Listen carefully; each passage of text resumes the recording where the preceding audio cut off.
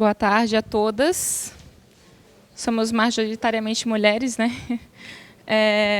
Meu nome é Maiara, sou assistente social da UFSC, que atualmente estou na gestão do Conselho do CRES como segunda secretária. Então, em nome do CRES Santa Catarina, dou boas-vindas, desejo boa tarde, saúdo a todas presentes. Com imensa alegria que a gente consegue realizar esse evento, né?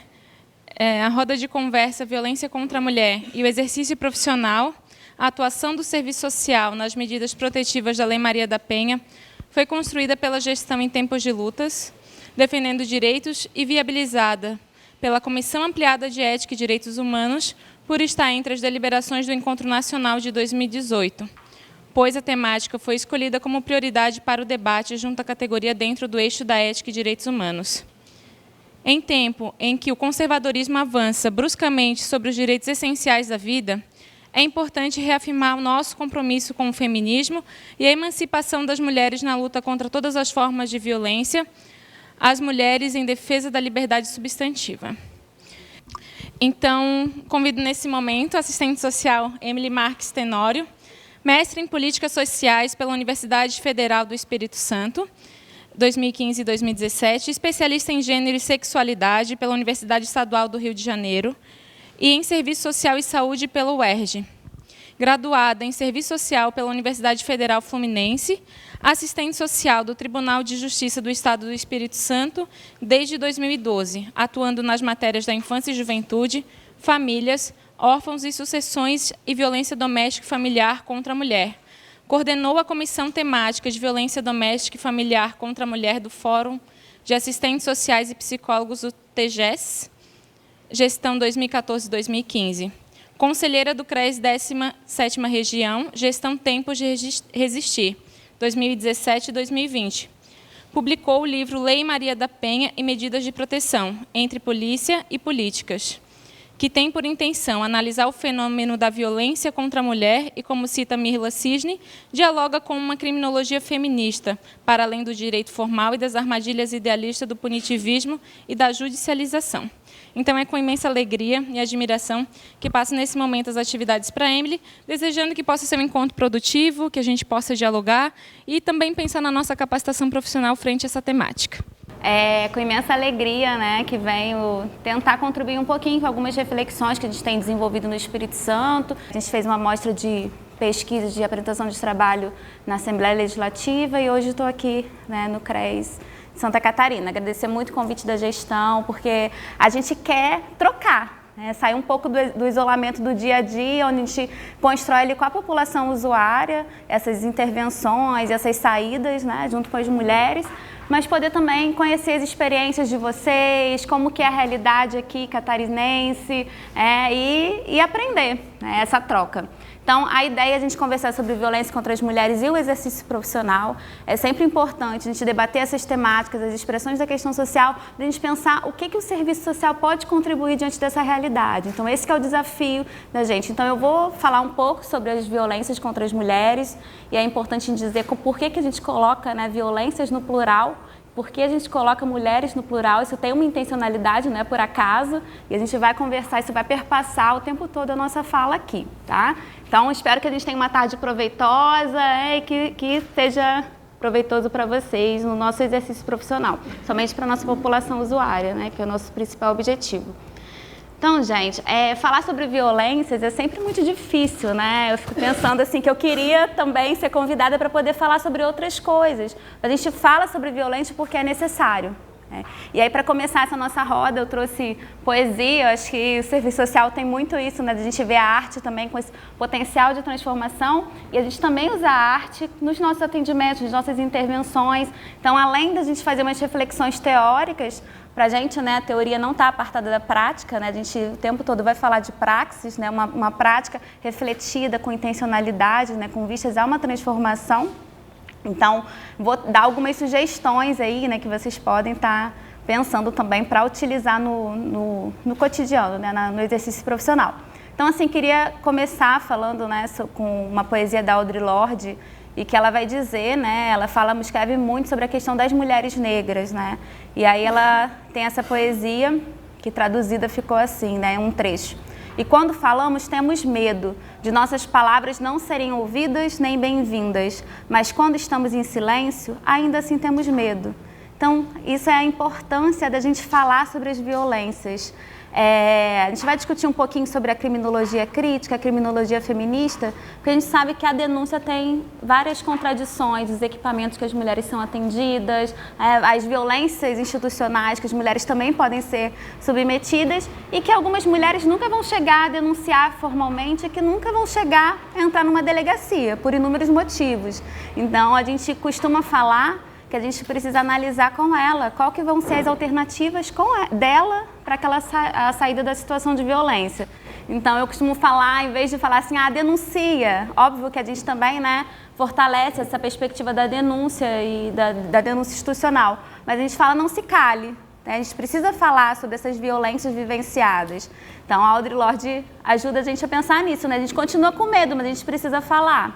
E essas mulheres precisam falar. E aí eu gosto muito desse trecho do Manuel de Barros, porque, né, já falei sobre essa dissertação algumas vezes, sempre diferente, né, sempre com uma intenção diferente, mas de que enquanto não mudar essa realidade, ele fala, né, que às vezes a gente precisa repetir até ficar diferente. Então a gente vai continuar aqui trazendo essas questões, a realidade das mulheres, né, até que a gente supere esse sistema tão desigual e opressor. E pensando no serviço social, dentro dessas instituições, nós estamos inseridas em espaços que trazem inúmeras contradições, não é só o que a gente deseja, né? O tempo todo a gente precisa fazer essas mediações para conseguir fazer uma intervenção profissional qualificada. Trouxe essa poesia do João Apolinário, ela também é uma música, né? Os Secos e Molhados, o grupo Secos e Molhados gravou, mas diz: quem tem consciência para ter coragem, quem tem a força de saber que existe e no centro da própria engrenagem inventa contra a mola que resiste. Então essa ideia, a gente também participa dessa engrenagem da sociedade, né, capitalista, racista, patriarcal, mas como que a gente consegue ser essa contramola de resistir a esse sistema e de tentar imprimir uma outra direção? Então vamos lá. Para a gente começar, eu também queria falar dessa perspectiva da história, né? Da gente entender a violência e a resistência às violências como um processo histórico. A gente está vivenciando também um momento de muita negação da história, negação que a ditadura foi ditadura, que foi um processo violento, negação dos dados estatísticos. Então, o tempo todo a gente precisa olhar para a nossa história, entender as mulheres que também vieram antes de nós, que resistiram a esse sistema, que conseguiram, né, tantas conquistas, inclusive formais, mas que também são importantes, como o nosso direito ao voto, o nosso direito à educação. E aí eu trouxe Armandinho, né, essas tirinhas, eu uso bastante as tirinhas, porque eu acho que a gente consegue dialogar, principalmente com os adolescentes, né, tem sido bem legal essas experiências, que né, ela vai falar: um povo sem memória é um povo sem história. E um povo sem história está fadado a cometer no presente e no futuro os mesmos erros do passado. E aí, para dizer, essa é uma frase da Emília Viotti da Costa, né, que também lutou contra a ditadura militar, né, foi presa política, de dizer que muitas mulheres estão aí, né, denunciando esse processo histórico, dizendo que a gente ainda tem muito a caminhar. E que o processo histórico ele não é sempre evolutivo, né? A gente tem retrocessos, mas a gente precisa continuar lutando e sendo essa contramola que a gente falou, né, no início, para resistir. E aí, dizer que quando a gente fala, né, da nossa realidade brasileira,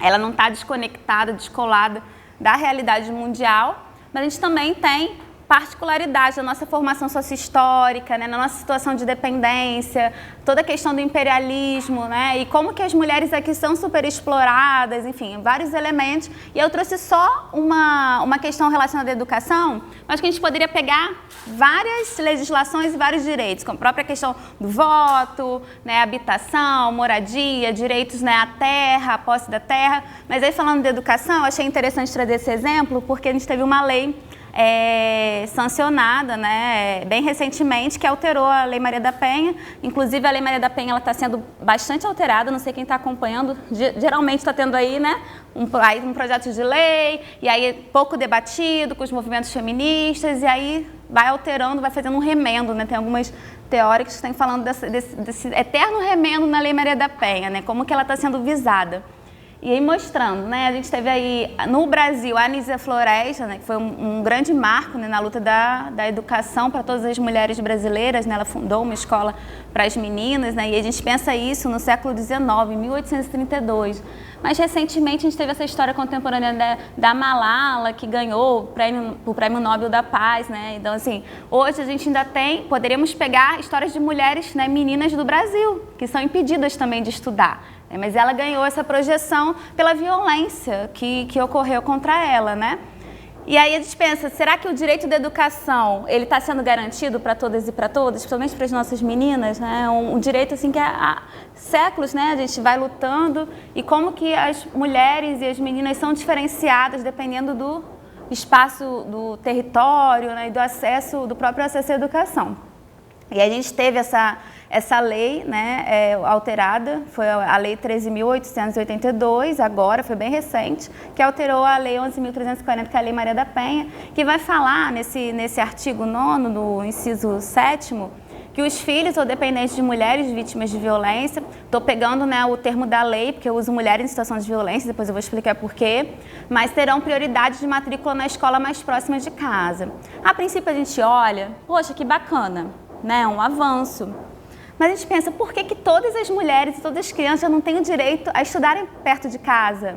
Né, a terem direito à vaga, né, e quando às vezes ficam fila de espera, somente creche é uma luta histórica das mulheres, né, para conseguirem ter condições adequadas de trabalhar fora de casa, porque dentro de casa, né, o trabalho é eterno, né, e não remunerado, desvalorizado, não reconhecido, mas o quanto que às vezes a gente vai se contentar, né, com pouco. E aí não estou dizendo que é pouco porque é uma conquista, as mulheres em situação de violência, às vezes elas têm que sair rapidamente de suas residências, e a questão da transferência escolar, isso dificulta, então isso é um elemento, sim, é uma conquista, mas o tempo todo a gente tem que fazer essa mediação aonde a gente quer chegar. Né? Qual que é a nossa defesa? Então, nossa defesa é pela educação pública, de qualidade, gratuita, laica, para todos e todas, independente de ter uma situação de violência ou não. Então, é só para mostrar como que o direito, às vezes, nesse tensionamento, ele vai ceder às nossas lutas, mas que a gente quer muito mais. A nossa luta é para além do direito, né? Esse direito formal, inclusive porque essa lei pode não ser operacionalizada, como vários artigos dela não são até hoje. Então, a gente tem que estar o tempo todo atentas e atentos para reconhecer esse direito, saber sobre ele, mas ir para além dele e saber que ele é cercado de contradições. Então, alguns elementos para o percurso, né, e eu vou falando ao longo da apresentação, mas só para a gente tentar ver qual que foi o raciocínio e a linha que eu tenho pensado. A nossa base, né, metodológica, histórica, teórica, é o materialismo histórico dialético. E aí, se vocês pensarem na própria produção do feminismo, o feminismo é muito plural, né? A gente fala de feminismos. E aí tem várias perspectivas teóricas, né? Eu me alio ao feminismo marxista, né? O feminismo materialista, né? Crítico. E aí algumas mulheres vão criticar muito o marxismo, né? Falar que o marxismo só pensou na dimensão de classe, não pensou na questão, é uma classe abstrata. E a gente já percebe que não, né? Que tem vários estratos da obra, né? De Marx e Engels e todos os teóricos que vão falar sobre as condições concretas da vida da classe trabalhadora. Mas independente disso, o materialismo histórico, ele é histórico, ele está em movimento. Então, mais do que a gente achar que todas as respostas estão dadas ali, o que a gente valoriza é o método, é a forma de compreender essa realidade, de partir da nossa realidade concreta, fazer essas mediações para transformar. Então, assim, é o único método, é a única teoria que vai pensar numa transformação, né? A gente entender esse mundo para transformá-lo. Então, ele é importante, ele é fundamental para a gente compreender essa realidade das mulheres, por que as mulheres sofrem essas violências, por que o nosso corpo ele é tão violentado, apropriado e explorado. Então, também abordar as violências contra as mulheres nessa perspectiva de totalidade social, isso é bem complexo, porque a gente vai fazendo recorte do recorte do recorte do recorte, e a gente não faz a mediação, que não é só aquele caso, não é só aquela mulher que você conhece, que é sua vizinha, ou é você, né? Então, assim, isso tem a ver com todo um sistema que apropria o nosso corpo, né? Que nós somos considerados como posse e objeto, e nos desumaniza. Porque se a gente está sempre a serviço do outro, né? Se somos objetificadas, a gente é retirada da condição de sujeito. Então essa é uma reflexão que a gente precisa fazer quando a gente está atendendo as mulheres. A gente está enxergando essas mulheres como sujeito? A gente está também construindo com elas as alternativas da saída da violência? Ou a gente já chega com uma receita pronta e que se ela não cumpre aqueles passos do nosso protocolo, a gente fala, ela não quer romper com a situação de violência. E a gente desiste daquela mulher, a gente desiste daquela família e não constrói outras alternativas com ela. Porque é desgastante mesmo, é frustrante, né? Às vezes a gente idealiza um caminho e aí a realidade vai nos mostrando que a gente precisa fazer, né, outras intervenções. Tem ninguém se identificando com isso, né, no dia a dia, né, essa dificuldade de atender às situações de violência. Então, depois de a gente falar um pouco sobre esse enfrentamento à violência doméstica e familiar, a gente vai se ater mais à Lei Maria da Penha, porque a gente poderia falar de outras políticas para as mulheres, né, mas a gente vai se centrar nisso porque é um tema bastante extenso. Trazer brevemente algumas contribuições, eu não vou adentrar porque o nosso foco aqui é falar mais do exercício profissional mesmo, quero ouvir vocês, né? Mas falar sobre essa questão da judicialização da violência. A gente acaba considerando que acionar o direito é a única alternativa, né? E se ela não segue esse caminho, essa mulher, é o que eu falei, não quer romper essa rota, né, da violência, essa história violenta. E aí trazer algumas breves contribuições da criminologia crítica e da criminologia feminista, mas como sugestões, a gente não vai conseguir adensar tanto, e pensar, e aí esse é o ponto, né, mais importante, as possíveis contribuições. Qual que é a nossa contribuição? Porque várias profissões atendem as mulheres em situação de violência, né? O médico, o enfermeiro, o policial, o psicólogo, um monte de gente atende, porque realmente a gente precisa das diversas disciplinas, das diversas profissões, porque é um fenômeno complexo que demanda respostas complexas e uma perspectiva também intersetorial, interdisciplinar. Mas qual que é o nosso pedaço nisso aí, né? O que a gente pode contribuir nessas situações? E aí eu vou trazer algumas sugestões, né, do que eu tenho pensado e aí vocês podem falar o que vocês acham também. E aí, por último, a gente dizendo dos limites das instituições de enfrentamento à violência contra a mulher, a gente pensar para além das instituições também. Então, né, a Mayara fez, né, uma apresentação mais acadêmica, né, mas também da minha, né, do currículo. Mas também assim, é importante a gente pensar o que a gente está construindo para além do nosso exercício profissional nas instituições. Então, assim, eu sou ativista do movimento feminista, eu construo o Fórum de Mulheres do Estado do Espírito Santo, que é vinculado à Articulação de Mulheres Brasileiras, né, e também a militância na profissão, que é no Conjunto Cefaz-CRES, sendo conselheira do CRES, sou segunda secretária lá, diz que é importante a gente fortalecer o nosso conselho profissional. A gente está vivendo sucessivos ataques à nossa profissão, à nossa autonomia profissional, às nossas atribuições e competências, então a gente precisa muito saber o que o serviço social é, o que o serviço social faz, e principalmente nesse ano que a gente vai comemorar os 40 anos do Congresso da Virada, a gente reafirmar essa direção social crítica da nossa profissão. E para isso não vão ser 18 conselheiros, né, de cada estado e mais 18 do Cefaz que vão conseguir garantir esse projeto, né? A gente precisa de todos e todas que estão ali cotidianamente atendendo a população usuária, frequentando espaços e rodas de conversa, a assembleia, propondo também, né? Os conselheiros daí sempre estão abertos para ouvir, para a gente conseguir construir e fortalecer, junto com a Enesp, junto com a BEPS, o nosso serviço social, o nosso projeto ético-político que a gente tanto fala, né? Mas que também não é um projeto abstrato. Não tem só uma dimensão normativa, tem uma dimensão mesmo da praxis, né? Que a gente está falando o tempo todo aqui. Então, às vezes a gente ouve muito isso, eu estou num beco sem saída nesse caso, não sei mais o que fazer, né? Então a gente usa muito essa expressão que a gente tem que procurar os becos com saída, né? E o beco, essa ideia mesmo que ele é difícil, né? É árduo passar por ele, né? Ele é apertadinho ali, mas que a gente encontra esses becos com saída. E a Silvana Amara, ela fala muito disso. E aí eu até peguei um trecho dela para a gente estar pensando, que aí a gente pode ler ali, ó. Muitos segmentos entram constantemente no beco sem saída dos projetos de eliminação de todas as formas de violência contra a mulher, pela eliminação do racismo, por um mundo com liberdade de orientação e expressão sexual, sem acenar para as determinações do tipo de sociabilidade vigente, que, fundada na afirmação do valor de troca, na desigualdade e na exploração do trabalho, exime-se dos atendimentos às reais necessidades humanas. Por que eu trouxe esse trecho? A Silvana Amara, que discute, estuda muito os direitos humanos e o serviço social, ela vai dizer que a gente não pode discutir os direitos humanos numa perspectiva abstrata, ou então partindo das leis, que são conquistas diante da barbárie. A gente precisa partir da realidade concreta. Então, se a gente parte da lei, a gente sabe todas as leis, a gente nos nossos relatórios, a gente só coloca um monte de legislação, a gente sabe tudo da política, mas a gente coloca pouco o serviço social e pouco da vida das pessoas. Então, o nosso ponto de partida, e isso tem a ver com o método que a gente começou falando aqui, é a realidade concreta. Como que as mulheres vivem? Quais são as suas necessidades reais? E as necessidades vão ser diferentes, né, dessas mulheres, porque as mulheres são diferentes, né? Ela tem várias questões que atravessam a sua história e a sua realidade concreta e objetiva, né? Então, eu trouxe aí o cronômetro da violência. Esse Instituto Patrícia Galvão, ele reúne várias pesquisas, então quem está aí também discutindo, pesquisando, é legal entrar nesse site, porque elas vão reunir mapa da violência, atlas da violência, várias reportagens, algumas pesquisas também. Então, eu sempre recorro porque é mais fácil, né? Na rapidez do nosso cotidiano, a gente tem que procurar alguma questão, eu acho interessante esse site, o trabalho que a agência faz, aí fica como uma dica.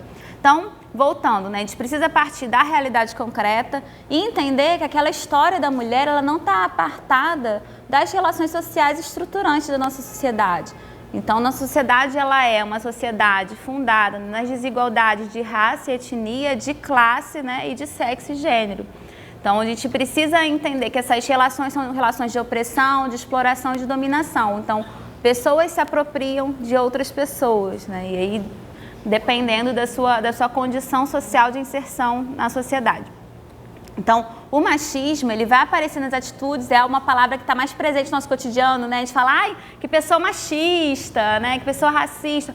Mas o machismo é essa dimensão aparente das atitudes, né? Se a gente pensar a estrutura, a gente tem que falar do patriarcado, que é esse poder do homem, onde as funções sociais consideradas masculinas, aí notem, né, consideradas, foram socialmente constituídas como masculinas, elas são hierarquicamente superiores, elas são mais valorizadas. Por que o serviço social é tão valorizado, tão desvalorizado?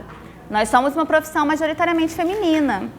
E aí, muito vinculada, né, erroneamente, a essa ideia de cuidado, né, de ajuda, de benevolência, que são atribuições que são consideradas de mulheres, né? Nós temos que ser as pacificadoras dos lares, né? Temos que falar baixo, temos que ter uma postura que foi considerada que é uma postura de mulher, né? A mulher para casar, né? A mulher cuidadora. Então, quando a gente rompe com isso, a gente é muito questionada por esse sistema.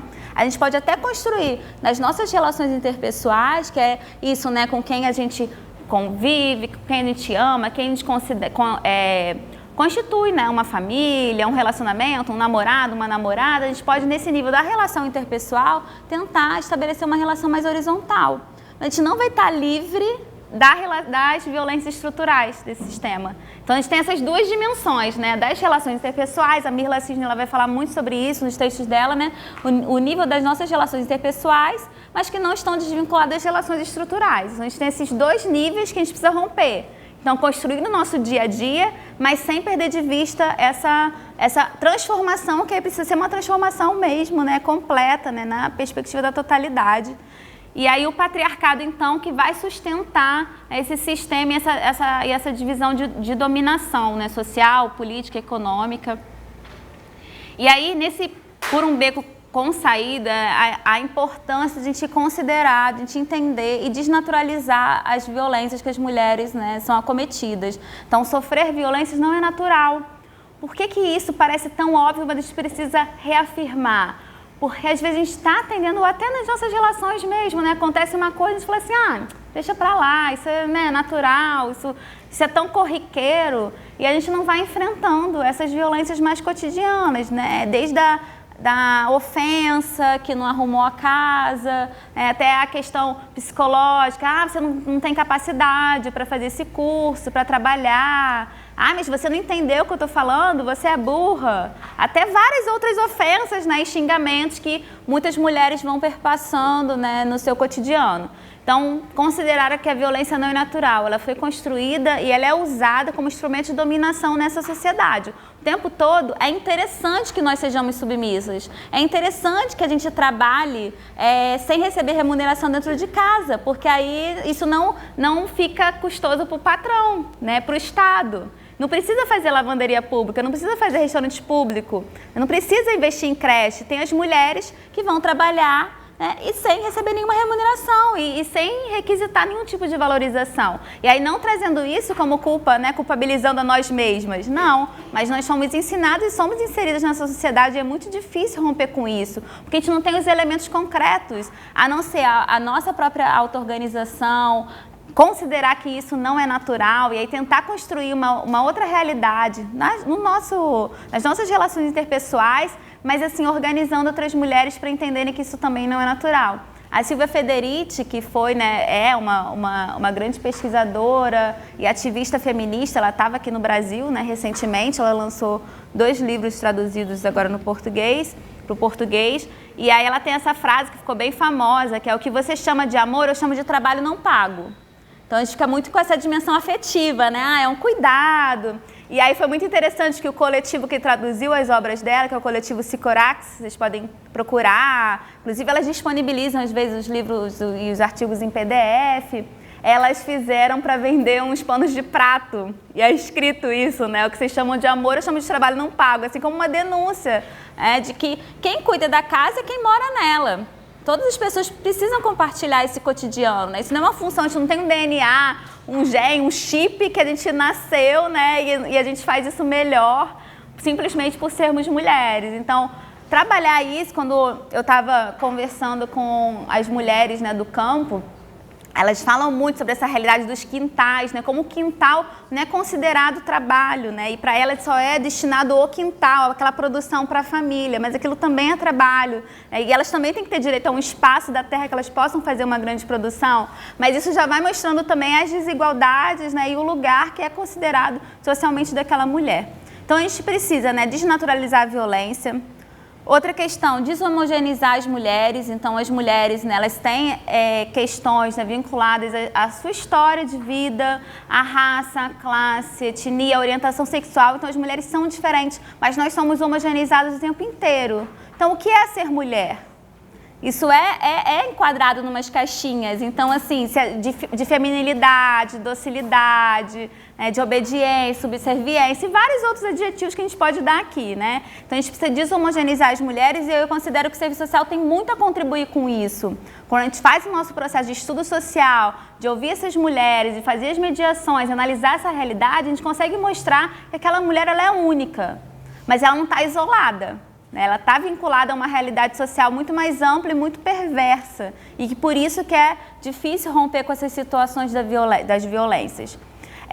Então a gente está vivendo também, além de tudo isso, né, que já é construído socialmente, uma conjuntura onde o neoconservadorismo está muito arraigado, essa ideia da reprivatização dos conflitos domésticos, né? Então, não, a gente vai resolver em casa, ou a gente vai resolver na igreja, ou a gente vai resolver num pequeno grupo, e aí não dizendo que esses espaços, né, de pequenos ou de mediação, né, enfim, não sejam sempre ruins.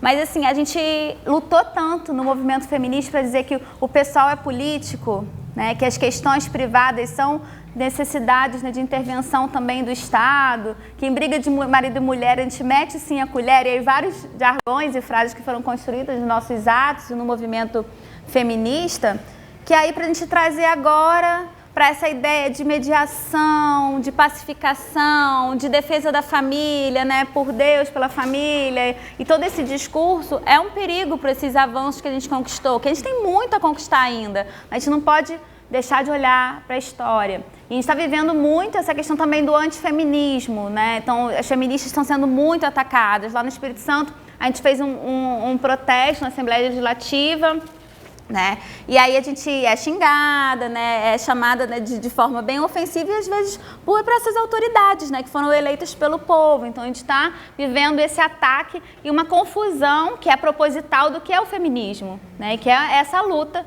por igualdade. Aí eu não estou falando dessa igualdade só econômica, falando de uma igualdade substantiva entre todas as pessoas, né?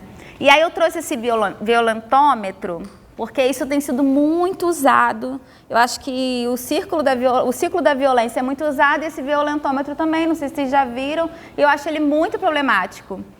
Esse material ele é um material em espanhol, ele foi traduzido, né, para o português, foi produzido no México e eu não gosto dele porque eu acho que homogeneiza, né, como que as mulheres sofrem as violências. Vocês estão percebendo alguns problemas no violentômetro? O que vocês acharam aí, olhando? Tá pequenininho? Eu não sei se dá pra... Eu vou ler aqui pra vocês. Então, assim, a gente tem, né? É como se fosse um termômetro, né? E aí vai aumentando, né? Do 1 ao 28. Então, no rosinha, tá ali, ó. Tome cuidado, a violência tende a aumentar. Aí tem piadas ofensivas, chantagens, mentir, ignorar, sentir ciúmes, culpar, desqualificar, ridicularizar, humilhar em público, intimidar, ameaçar. Então, assim, toma cuidado, que a violência pode aumentar. Depois, né, do 11 ao 20, controlar, proibir, destruir bens pessoais, machucar, tapinhas, pancadinhas, brincar de bater, beliscar, arranhar, empurrada, tapa, chutar, confinar, prender. Reaja, não se destrua. Depois do 21 ao 28, ameaçar com objetos ou armas, ameaçar de morte, forçar uma relação sexual, abuso sexual, violentar, mutilar, matar. Peça ajuda a um profissional. E aí, gente? Quais são as questões com esse violentômetro que está sendo espalhado por aí? O que vocês acham antes de eu falar? E aí?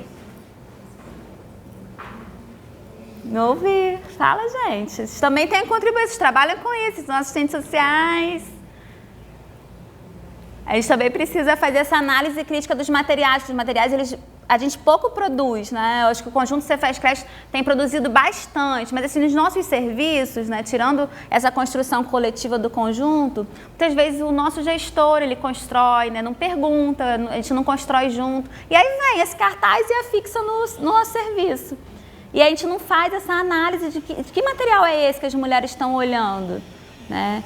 Então, assim, recentemente, por exemplo, a gente fez um material, a gente vai até apresentar no CBAs, um trabalho em equipe, que é sobre a questão da entrega voluntária de crianças, né, de recém-nascidos, na verdade, né, que é previsto em lei, de entrega voluntária de recém-nascidos para adoção, que é um direito da mulher, uma proteção daquele recém-nascido, não é um abandono, não é crime, e isso é muito mistificado ainda, né? E aí, quando a gente foi procurar os materiais, sempre era um pouco assim romantizado, né? Entregar é um ato de amor, ou então assim colocava um bebê, assim um foco no bebê e tirava um pouco essa questão da centralidade da mulher, que é uma autonomia dela, escolher ou não ser mãe.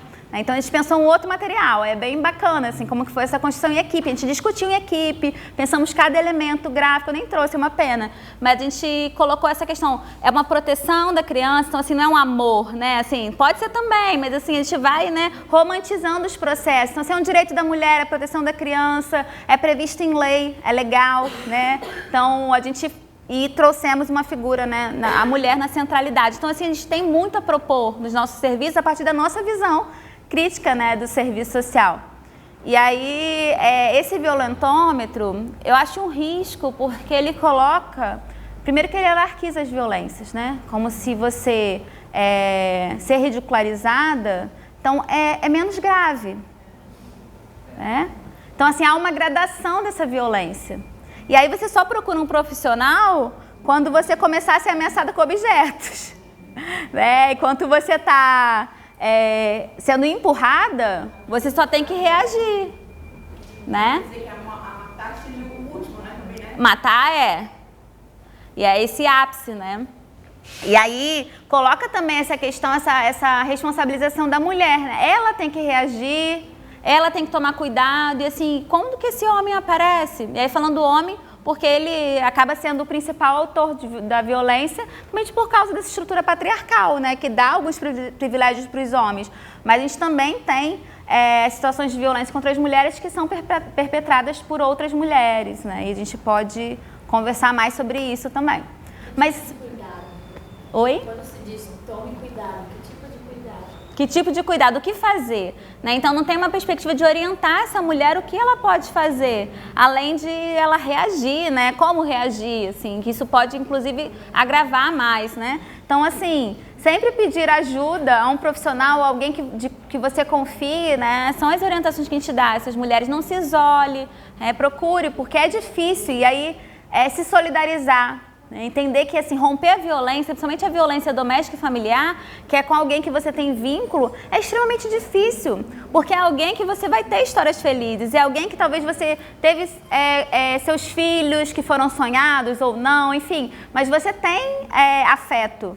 É diferente de uma violência sofrida por um estranho na rua que você nunca viu, que você tem muito mais facilidade de sentir raiva, por exemplo. E até escalonado você acaba falando, não, minha filha, isso acontece, é normal, né? Se você ler esse cartaz, sempre vai ter uma outra mulher com uma educação mais machista, esse processo, que fala, não, isso aconteceu comigo, mas imagina. Daqui a pouco passa, daqui a pouco ele se acalma, é um homem trabalhador, um bom pai. Momento de magro, ele chegou ao trabalho, né? Ou então, o que você fez para ele fazer isso? Que é uma pergunta, né? Mas o que você fez? Por que ele fez isso? Então, assim, sempre retornando. E aí, falando isso, porque às vezes a gente fala, né, com os nossos amigas, né, numa relação informal, mas isso é reproduzido nas instituições, quando essa mulher vai denunciar ou procurar algum auxílio, né? Ah, mas me conta, o que aconteceu? O que você fez, né? E aí, sempre retornando pra gente essa culpabilização.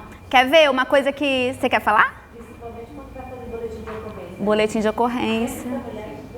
Isso, o que você fez? E aí, sempre, né, revitimizando essa mulher. Quer ver uma coisa que a gente faz muito, que é muito comum, que a gente não percebe quanto que isso é violento? Que a gente fala assim, mas os meninos são machistas porque eles são criados o quê? Pelas mulheres, né? Mas são as mulheres que criam os meninos e ensinam isso. A gente fala isso direto. Mas aí a gente não dá um passo atrás e fala, por que são as mulheres que criam os meninos? Entende? Então, assim, como a gente precisa fazer essas mediações das construções históricas, óbvio que a gente precisa construir na educação essa responsabilidade também, né, de tentar não diferenciar a partir do sexo a nossa educação, mas também, assim, responsabilizar esse homem. A gente também tem vários projetos hoje em dia relacionados à paternidade responsável, né? No Recife tem o Instituto Papai, que é uma referência, e devem ter vários outros grupos de processos reflexivos com os homens para a gente transformar. Porque se é uma relação social, não adianta a gente falar só para as mulheres. E não adianta também os homens falarem assim, não, nós somos solidários com a luta feminista. Mas assim, qual o papel que ele tem feito para também enfrentar esse machismo e desconstruir esse patriarcado? A mesma coisa nós, assim, né? As mulheres não negras, o que nós temos feito com práticas antirracistas para desconstruir o racismo? Né? E não só reconhecer que o racismo existe, porque isso é muito pouco para transformar a realidade. Então, vamos seguir. Mayara vai controlando meu tempo aí. Então, assim, essa questão da violência contra a mulher na perspectiva da realidade, da totalidade social, é importante o tempo todo a gente olhar os dados. Óbvio que não tomar os dados por eles mesmos, né, como explicação por eles mesmos. Até porque a gente tem subnotificação, a gente tem metodologias diferentes de pesquisa. Então, se a gente pega o Atlas da Violência, é diferente do Mapa da Violência. Então, é sempre importante dizer qual é a base de dados, onde que está sendo notificado. É a notificação da saúde que estão trabalhando? São com os dados da segurança pública? Porque também é diferente as mulheres que chegam a esse serviço. Eu estava ouvindo um trabalho, acho que foi aqui mesmo na mostra que eu participei, que aí uma das meninas estava falando que elas analisaram os dados do Sinam, que é a notificação, né, nacional da saúde, de violência. E aí parecia que as mulheres negras não sofriam tanta violência, né, porque o que chegava no Sinam eram as mulheres brancas. Assim, tinham vários dados da questão do quesito, né, raça, né, cor-raça. E aí colocava isso. Aí a gente falou assim, não, gente, a gente tem que olhar que essas mulheres nem no serviço de saúde estão chegando. Né? Mas quando a gente pega o dado da segurança pública de feminicídio, está lá no topo, essas mulheres negras. Então, assim, elas não estão recebendo nenhum tipo de assistência e prevenção, e aí mostra como que é tão estruturante a questão racial, o racismo. e como que a gente precisa pensar o tempo inteiro, né, nessa interface, nessa imbricação sexo, né, raça e classe. Né? Não dá para a gente enxergar apenas a questão de classe de forma abstrata. Quem são essas pessoas que vivenciam a classe? Então, não tem o que é mais importante. O tempo todo isso está imbricado. A Eliette Safiotti, ela vai falar do nó, né? Ela fala que é isso, o nó, o novelo, né? Você não consegue desfazer o novelo se você não desfizer tudo, né? Então, essas relações elas estão enoveladas. A gente precisa enfrentar todas, né, ao mesmo tempo. E essa ideia de enfrentamento, né, assim, de não só um combate, né, mas um enfrentamento. A gente precisa olhar essa realidade de forma crítica e propositiva também. Então, sobre relações interpessoais e relações sociais, né, eu expliquei, né, desses diferentes níveis de abstração. E aí esse é o último Atlas da Violência. E aí não vai dar para olhar, né, muito nítido, mas é só para mostrar como que é muito alta a violência contra a mulher. Nós temos 13 mulheres, né, vítimas de assassinadas, né, e vítimas de violência por dia. E quando você entra, você pode jogar infográfico, que aí são esses desenhos, né, com as estatísticas, porque isso é bem legal para você trabalhar e mostrar, então é bem didático, porque talvez um documento, o Atlas da Violência, o Mapa da Violência, você não vai conseguir que uma pessoa leia ele inteiro, mas o infográfico, ele é bem resumido, ele traz os principais dados, e eu gosto bastante de trabalhar com infográfico, né, vocês podem trabalhar em pequenos grupos, enfim.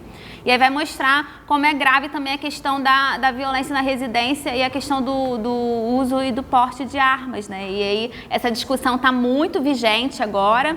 E qual que é a questão? A gente tem, quem usa Twitter, essas redes sociais, tem a hashtag Armadas de Informação, que foi uma hashtag feita pelo movimento feminista, né? As mulheres do movimento feminista estão mostrando como é grave para as mulheres, né, se isso for liberado, né, o porte e a posse de armas. Por quê? Porque se a violência doméstica, né, ela ocorre, obviamente, doméstica, né, dentro de casa, as mulheres elas morrem menos porque às vezes o objeto ele não é tão letal, né? E aí ela consegue se defender ou consegue sair, sobreviver àquela situação. Agora o nível de letalidade de uma arma de fogo vai aumentar o feminicídio.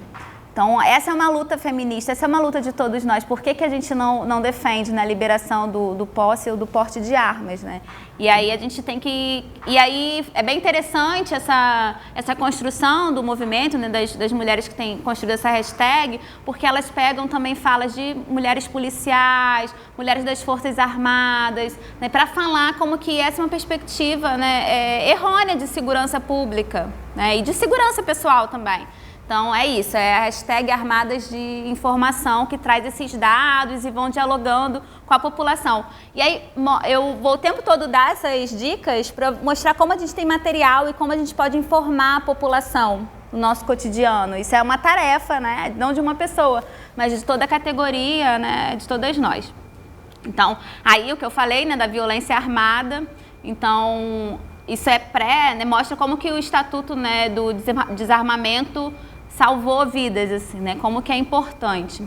Então, a gente tem, no Brasil, uma alta taxa de violência contra a mulher. A gente é o 5º país com a maior taxa de assassinatos femininos no mundo. A gente pensar, assim, o mundo, o tamanho do mundo, a expansão, a gente ser o 5º, o quanto que isso é grave, o quanto a gente precisa, o tempo todo, pensar sobre a violência. Por isso que a gente está falando sobre violência contra as mulheres e aí também pensar na violência contra a juventude negra, pensar nessa violência, né, do encarceramento, todas essas violências que estão conectadas, elas têm o mesmo fundamento, né, de um projeto de genocídio, de um projeto de extermínio, de um projeto de violência, para continuar essa dominação de determinadas pessoas. Pode falar, Nanda. No outro mapa lá aparecia o Santa Catarina em azul. Qual a referência? Deixa eu ver se eu consigo ver. 3.1. Santa Catarina é considerada as menores taxas. Em azul mais escuro, né, são as maiores taxas e as menores taxas estão no azul mais clarinho.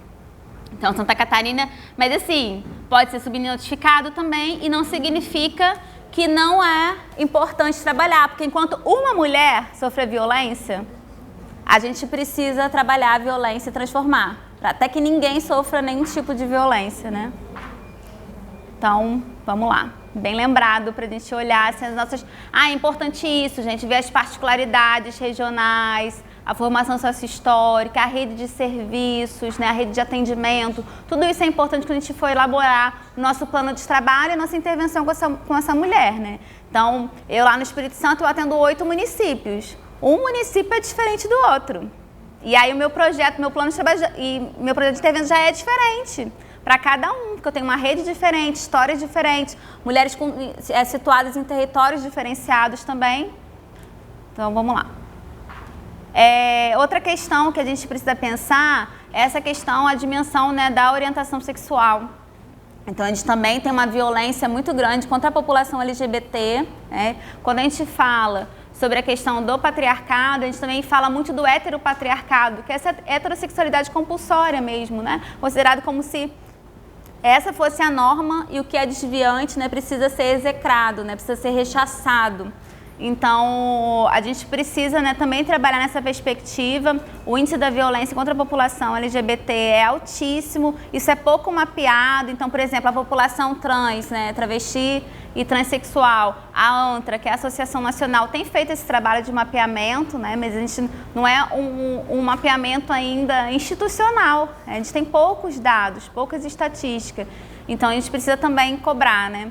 Aí eu trouxe esse trecho da música, né, do Johnny Hooker, né, a letra do Caio Prado, que fala, né, a placa de censura no meu rosto diz, não recomendado à sociedade. E aí tudo que a gente fala, né, contra essa população LGBT, pervertido, mal amado, menino malvado, muito cuidado, má influência, péssima aparência, menino indecente, viado. Toda essa questão das violências psicológicas, né, das ofensas, como que isso vai sendo construído e por que é tão difícil as pessoas romperem com essa heterossexualidade compulsória. A gente pensa a compulsoriedade mesmo, né, porque o natural, o normal, né, é um relacionamento heterossexual. E a gente considera que isso não é socialmente construído. Mas também é socialmente construído. A gente foi ensinado que isso que é o natural e o resto é desviante. E aí isso produz uma série de violências para a gente acabar, né, e se converter. As diferenças vão se convertendo em desigualdades, né, em legitimação para sermos violentos, né, violentas. Então, as violências, elas são consideradas, né, estruturais, estruturantes. A nossa história da América Latina, a gente já tem a violência colonialista, né, a situação imperialista de exploração dos corpos. Então, nossos povos, né, sofreram estupros, violências, massacres. Então, a gente tem uma história forjada a sangue e violência na América Latina, né? O Eduardo Galeano, naquele livro As Veias Abertas da América Latina, ele vai contando, né, todo esse processo. E aí vários outros livros que a gente precisa resgatar a nossa história. Lembra que a gente começou falando sobre a questão da importância da memória? A Roberta Traspadini, uma professora que está na UFES agora, né, ela tem utilizado muito esse termo memoricídio, como a gente vai apagando a história do nosso povo, né, a gente vai exterminando essa memória para tentar considerar que aquela história sempre foi assim, né, e assim sempre será, como se fosse o fim da história mesmo. Então, a gente precisa resgatar essas questões. Então, a gente...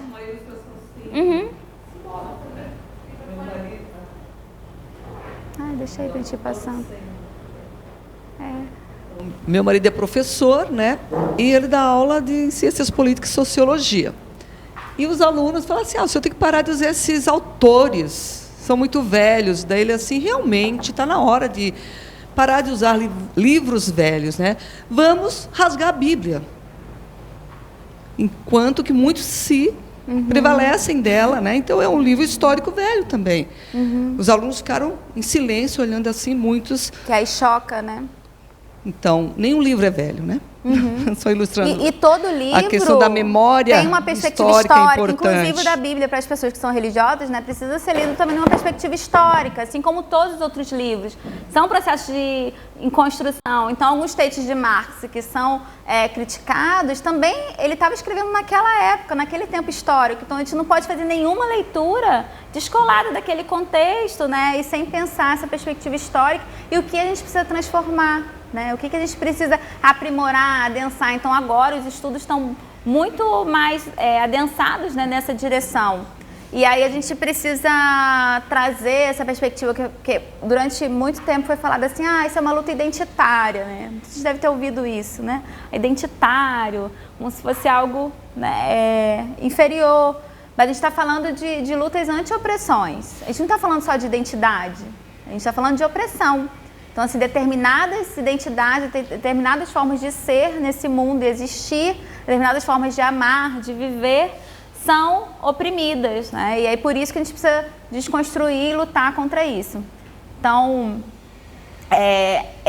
esse desenho que eu trouxe tem muito a ver com essa questão da apropriação, né? Que a gente fala da apropriação das mulheres. Então, assim, se você não for minha, você não será de mais ninguém. Quantas vezes, né? E quantas vezes isso é escamoteado, aparece como romântico, né? Ai, que homem apaixonado, né? Como ele luta por essa mulher, por esse relacionamento, ela não valoriza. Como que a gente precisa desmistificar essas relações violentas. A gente tem várias músicas, né, que aparecem como romance e perpetuam essa relação violenta. Música também é um instrumento muito legal de trabalhar, tanto as que reproduzem essas opressões, quanto as que rompem e que vão denunciar, né? Então, a gente tem uma série, no final eu trouxe algumas sugestões, mas isso dá para usar muito, dá para usar com grupos maiores também, né? Eles geralmente participam, é bem interessante. Mas mostra isso, né? Essa questão de como que a arma pode aumentar a letalidade e o feminicídio, né? E aí tem uma história real e que eles fizeram esse desenho, como que eles ficaram, né, Flávia e Ana, e como quando ela se decidiu separar, né, ele vai e tira a sua vida.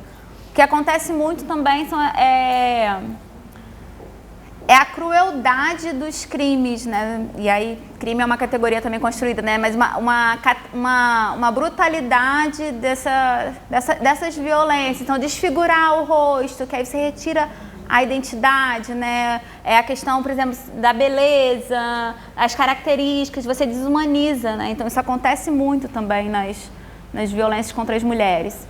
E aí a gente está vivendo nessa campanha do triênio, né? Que vai terminar, pelo menos assim, né? O período, né? Até 2020, mas que a gente sabe que é uma campanha que vai continuar, né? Não tem como mais a gente recuar nesse debate do racismo, né? Então, a nossa campanha do triênio, Assistentes Sociais no Combate ao Racismo, tem vários cartazes aqui, né? A gente tem esse site, então não sei quem ainda não acessou. É importante acessar o site, né, Serviço Social contra o Racismo.com.br. Lá vão ter vários relatos de experiências antirracistas, né, do Serviço Social, de experiências também de vivenciar o racismo e do que o Conjunto Cefes-Cres tem feito aí em todos os estados. Então, vocês vão poder acessar outras experiências, vocês podem interagir com o site, podem lá colocar o que vocês têm feito nos espaços de trabalho, porque a campanha é de todas nós, né? Então, a gente pode propor atividades no nosso espaço de trabalho. Não sei se alguém aqui já teve alguma experiência de trabalhar com a campanha. E por que eu estou trazendo isso também? Porque um dos motes, né, um dos cartazes, até aquele vermelhinho, né, que fala sobre gênero e cor, na mira da violência e da dor, que vai falar sobre as mulheres negras. Então, a gente precisa também trabalhar no nosso território. Aí falar assim, mas a gente só vai falar de violência, a gente só vai falar de coisas duras. Então, a gente também precisa falar das potencialidades que a gente tem nos nossos territórios e como essas mulheres já se organizam e já resistem cotidianamente. Porque às vezes a gente acha que é a gente que vai propor, a gente que vai construir, mas elas já estão aí resistindo, se organizando, sabendo ou não, né, de forma mais intencional ou não, mas a gente já tem redes de apoio, o que né, a própria questão do cuidado das crianças. Um território não tem creche, aquela mulher se reveza e apoia a outra. Não que a nossa luta seja para não existir os serviços, mas que a gente precisa entender e reconhecer como essas mulheres resistem no cotidiano.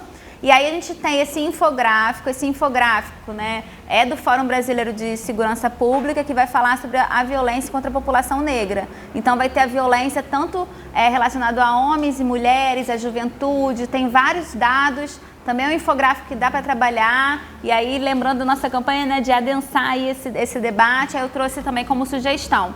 E aí mostra, só vou pegar um dos dados, porque são vários, né, mas esse ali, ó, mulheres negras representam 65% das vítimas de homicídio do sexo feminino. E aí como que é alta essa estatística. E aí sempre lembrando, né, a gente não quer ficar fazendo hierarquização de violência e falar só do número em si, né? Se fosse uma mulher, a gente ainda teria que estar enfrentando. É importante, porque às vezes o discurso das instituições, dos governos, assim, mas a gente reduziu a violência, aí a taxa, né, estava lá alta. No Espírito Santo fazem muito isso. A gente estava em primeiro, a gente está em quinto, que maravilha, mas a gente está em quinto, sabe? A gente está em quinto, né? Vai comemorar. A gente não queria que existisse ranking, então a gente não pode perder de vista isso. A Maria da Penha, a história de Maria da Penha foi contada porque ela escreveu um livro, né? Então, existe um livro contando, ela escreveu um livro contando sua história, né, e depois foi levado para os organismos internacionais, se o Brasil ser condenado, né, a fazer uma lei, enfim, a propor políticas para as mulheres. Mas assim, quantas mulheres são silenciadas e suas histórias não são contadas? Elas não têm espaço para contar suas histórias. Então, esse momento é uma provocação de como que a gente pode potencializar essa fala das mulheres, né?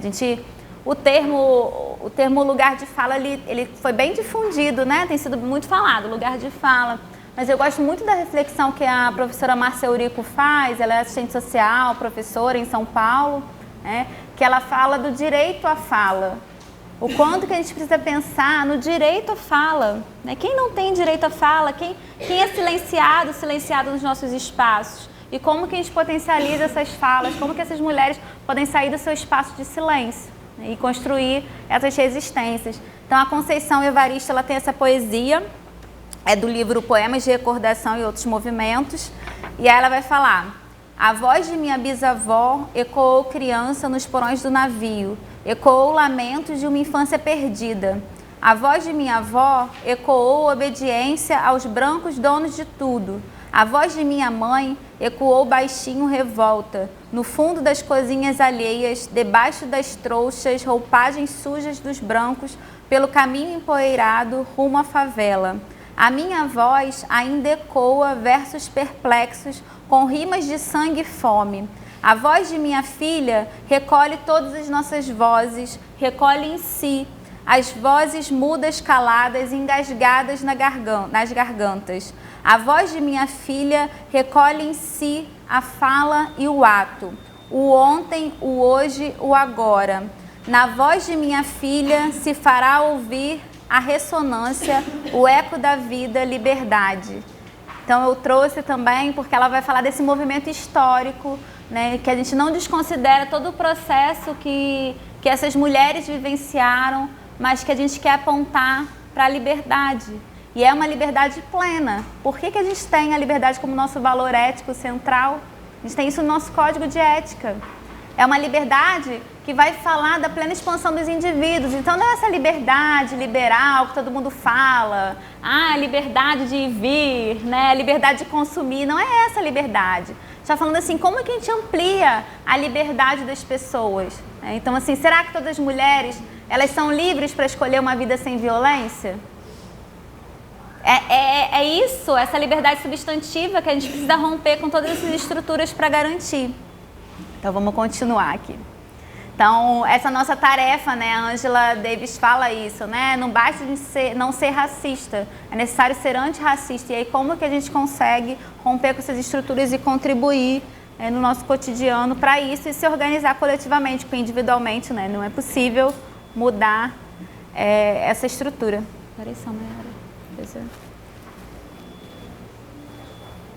Temos tempo. Então, gente, aí agora, fazendo toda essa introdução imensa, queria entrar na Lei Maria da Penha, porque acaba que às vezes quando a gente vai nas palestras de Lei Maria da Penha, a gente começa da lei, né? E aí foi o que eu falei, não é esse movimento que eu quero fazer e não acho que é esse movimento que a gente tem que fazer no nosso exercício profissional. E aí não só com a Lei Maria da Penha, mas com as outras legislações, Estatuto da Criança e Adolescente, Estatuto do Idoso, todas as legislações que a gente vai trabalhando, né, enquanto assistente social no nosso cotidiano profissional. Então, a Lei Maria da Penha, ela é uma lei que ela vai falar de uma violência específica. Por mais que ela traga tipificações de diferentes violências, não são todas as violências que a gente sofre. Tá? Ela vai falar de uma violência doméstica e familiar contra a mulher. Então, as estatísticas provam, né, que são as maiores violências das mulheres, então por isso que foi feita uma lei direcionada para essa questão. E aí, quis destacar algumas palavras da lei, porque a lei ela vai falar de coibir, prevenir a violência, tá ali em roxinho, ó. E ela vai falar de assistência e proteção às mulheres em situação de violência doméstica e familiar contra a mulher. Por que é importante a gente destacar essas palavras? Porque, ora, a Lei Maria da Penha é muito tratada como uma questão só do âmbito privado ou só da contenção, uma questão de segurança pública, né, de aumentar a punitividade dos homens, né, de aumentar o encarceramento, de ter mais patrulha policial. E a gente sabe que esses mecanismos repressivos, a que homens que eles também vão ser destinados. E o quanto que o mecanismo das prisões, a Angela Davis também, né, uma feminista abolicionista, né, antirracista, ela vai falar muito do como que o nosso feminismo ele também precisa ser um feminismo abolicionista, né, que a gente pense o fim dessas instituições de repressão. E aí a gente não está falando só das prisões, a gente está falando dos manicômios, né, que recebem outros nomes, mas, né, ainda são os nossos espaços, as comunidades terapêuticas. E aí a gente pode, né, entrar nesse debate de como que as pessoas são cerceadas da liberdade e da convivência e quanto que isso é desumanizador e violento também.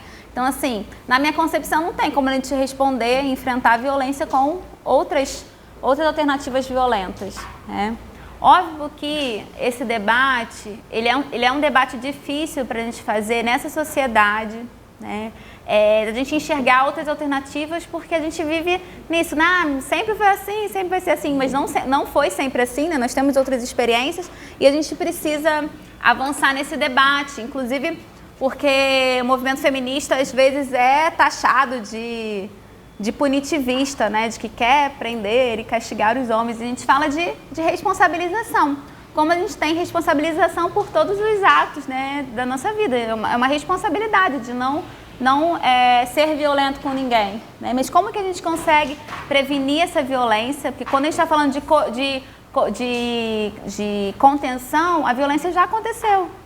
E a gente quer que ela não aconteça. Então, quando essa lei é acionada, as mulheres já sofreram essa violência. Então, a gente precisa avançar, né, nós do serviço social e aí as outras instituições, as outras profissões também, mas como a gente está falando, né, para a gente, nas medidas de prevenção. Acho que isso precisa ser uma tarefa nossa, né? O que a gente tem trabalhado de prevenção, numa época que existem vários projetos de lei que são para as escolas, a lei da mordaça, né, que não recebe esse nome, de que é para censurar a atividade dos professores, né?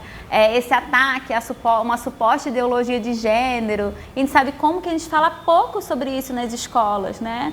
Se existe uma ideologia de gênero, é uma ideologia sexista, de perpetuar esses papéis socialmente construídos. Então, como que acontece, né, no prézinho, né, as divisões já sociais dos brinquedos. A gente fala muito da divisão sexual do trabalho, a gente tem uma divisão sexual dos brinquedos desde a infância. E como que isso vai se perpetuando. Eu não tenho filhos, mas tenho colegas que têm, né, e elas falam como que é difícil, porque aí em casa, né, tenta promover uma educação onde a criança pode experienciar várias, né, coisas. Então, assim, não é que a menina não possa brincar de fogãozinho, mas ela pode brincar de fogãozinho e também ter um carrinho, também jogar bola, também fazer brincadeiras que sejam fora do espaço privado. Porque se vocês perceberem as brincadeiras, primeiro que as brincadeiras consideradas de menino são muito mais divertidas e são no espaço, geralmente, da rua. Ou que propiciem sensações de expansão, de liberdade, né? Velocidade, ação, enfim. E a gente o tempo todo muito contida, né? Isso não é por acaso, isso tem uma intencionalidade.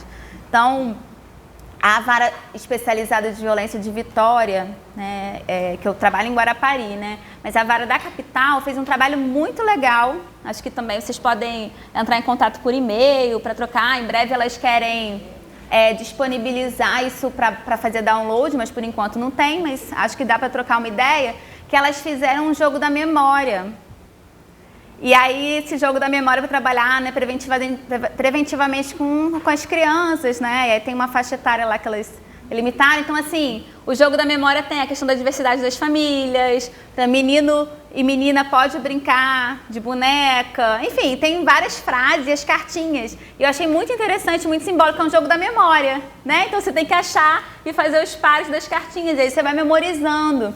E aí eu dei isso para uma colega minha psicóloga, que tem 2 menininhos, né? Um bem novinho e o outro já tem uns 3, 4 anos, né? E já brinca, né? De jogo da memória, já consegue entender. Acho que ele já tem 4, 5. E aí, uma das cartinhas era isso, era alguma coisa assim, menino pode usar rosa, algo assim. E aí ele fala, mas mamãe na minha escola fala que não pode, eu tenho que levar essa cartinha para a escola, para mostrar para os meus coleguinhas. Então, assim, como algumas iniciativas vão fazendo, né, uma bola de neve para promover outras questões e desnaturalizar. Aí uma colega advogada que trabalha com os escoteiros, também lá em Guarapari, ela falou assim, eu vou trabalhar isso com os escoteiros. Então, uma ideia legal que foi proposta pela equipe técnica, assistentes sociais e psicólogos, numa vara de violência de um tribunal de justiça, que aí você pensa, não, a tarefa deles é fazer o laudo, né, para entrar no processo, dar medidas de proteção e tal. E não, foi para além, foi uma atividade preventiva, educativa, que fez articulação, né? Então foi muito bacana essa experiência e a gente pode pensar outras coisas, né? Então, queria compartilhar no sentido de incentivar que a gente pense essas alternativas, né, de prevenção e alternativas educativas. Então, a Lei Maria da Penha, como eu falei, ela não é para ela não é tipificada, né, para todas as violências. Então, ela é abordada, né, na unidade doméstica, né, então no espaço doméstico, com ou sem vínculo familiar, então pessoas que moram na mesma casa, mesmo que não sejam parentes, né, isso pode ser enquadrado na lei, tipificado na lei. No âmbito da família, eu acho interessante, porque a perspectiva de família é uma perspectiva ampliada que traz na legislação. Às vezes, quem aplica e operacionaliza a lei vai restringir e vai falar que não é violência familiar, mas olha como é ampliado.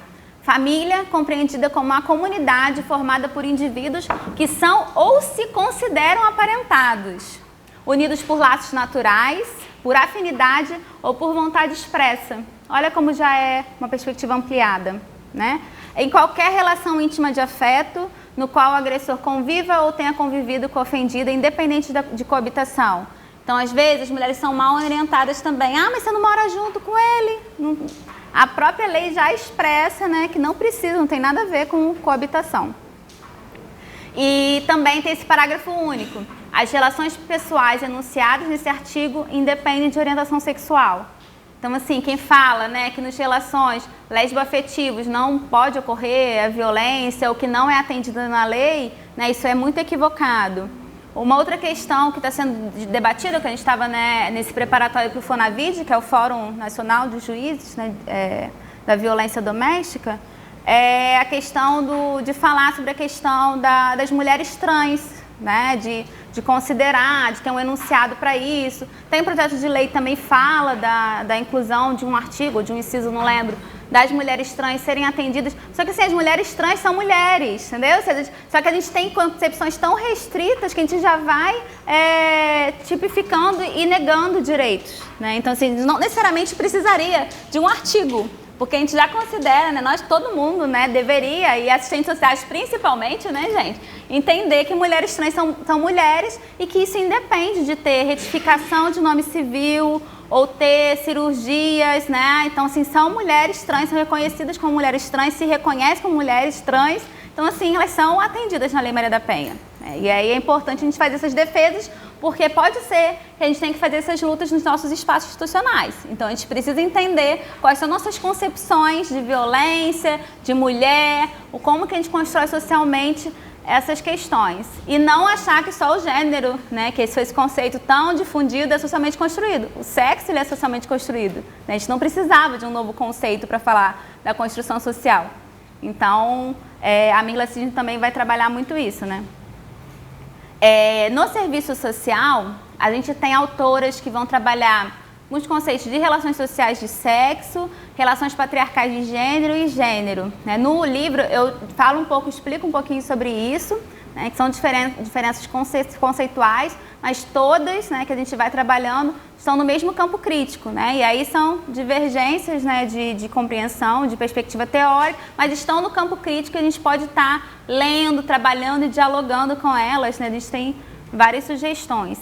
Então, falando, né, eu trouxe alguns artiguinhos da lei, só porque eu não sei se todo mundo já leu. A Lei Maria da Penha é bem pequena, apesar de estarem fazendo várias inserções na lei, né? Mas é importante todo mundo ter essa apropriação. Falei, a lei não é suficiente, mas a gente precisa conhecê-la, né, para disputar no sentido de ampliar os direitos das mulheres. Então, o título 5, que vai falar sobre nossa inserção, a inserção da equipe técnica multidisciplinar nos juizados. Óbvio que tem outros artigos que vão falar da rede de serviços, né? E aí muitos de nós podemos estar inseridos nesses serviços, especializados ou não de atendimento à mulher. Mas falando especificamente do juizado, né, das varas de violência contra a mulher, olha como que é interessante a gente perceber que há essa flexibilização, né, do verbo. Então, os juizados que vierem a ser criados poderão contar com uma equipe de atendimento multidisciplinar. Assim, poderão. A lei, né, já não obriga. Eu imagino como que deve ter sido uma disputa política naquela época, né, da redação, porque existem, né, as disputas. Dizer que poderão. A gente está aí vivenciando a questão do PL, né, da inserção das assistentes sociais e psicólogos na educação. Todo mundo, né, está acessando, né, as notícias do Cefes, do CRES, a importância da gente pressionar, dialogar, né, com o legislativo para derrubar esse veto, né, da presidência. Então, o tempo todo, o direito, a legislação é um espaço de disputa, de tensionamento. E a gente pode avançar, a gente pode recuar, retroceder, não é sempre evolutivo. Porque às vezes a gente tem essa ideia de que as conquistas são sempre evolutivas, né? A gente está avançando. Não, a gente pode retroceder, como a gente já retrocedeu, né, em várias questões. A reforma trabalhista, a gente tem a reforma da Previdência, tudo que ataca e viola os nossos direitos, né? E quanto isso é violento, é muito violento. Quando eu vou fazer as visitas nas áreas rurais e eu fico vendo o que é o trabalho da população no campo, naquele sol, o esforço, né, tudo isso, e a gente considerar que não tem que ter diferenciação, né, do trabalhador rural, do trabalhador da cidade. Então, assim, é muito violento. E é isso, né, quando a gente está o tempo todo dizendo de deshomogeneizar as pessoas que têm experiências concretas de vida totalmente diferentes, mas o direito, ele quer o tempo todo uniformizar. Então, para mim, essa é uma tarefa importante do serviço social. A gente traz essa perspectiva histórica, dos sujeitos históricos que estão vivenciando concretamente essa realidade, que é diferente, não é homogênea. Por isso que as saídas também não são homogêneas. Por mais que a gente vai debater fluxo, protocolo, procedimentos, é importante na organização dos processos de trabalho. Mas assim, vão ter situações que vai fugir do fluxo, gente, né? Vai fugir, vai romper com isso, a gente vai precisar ser criativo, propositivo, para construir com aquela pessoa a saída e a alternativa. Então, dito isso, assim, colocar como que o tempo todo, né, não é garantido. Então, assim, poderá prever recursos para a criação e manutenção da equipe técnica, né, o 32 fala. Mas aí, voltando para o 30, dizer que a própria legislação vai colocar que, além da gente desenvolver os subsídios escritos para o juiz, né, para a autoridade judicial, que é o que a gente acaba fazendo, né, atendendo e produzindo um parecer, um relatório social, um laudo social, fala da importância de desenvolver trabalhos de orientação, encaminhamento e prevenção. E aí a gente está percebendo como que a gente não tem feito isso. A gente está fazendo só os pareceres, emitindo opinião técnica e sendo ainda pouco propositivo, né? Encaminhamento é algo que a gente já faz mais, né? Que a gente já está acostumado no nosso fluxo de fazer referência e contra-referência. Mas e quando a gente não tem para onde encaminhar? Isso não acontece com ninguém, né?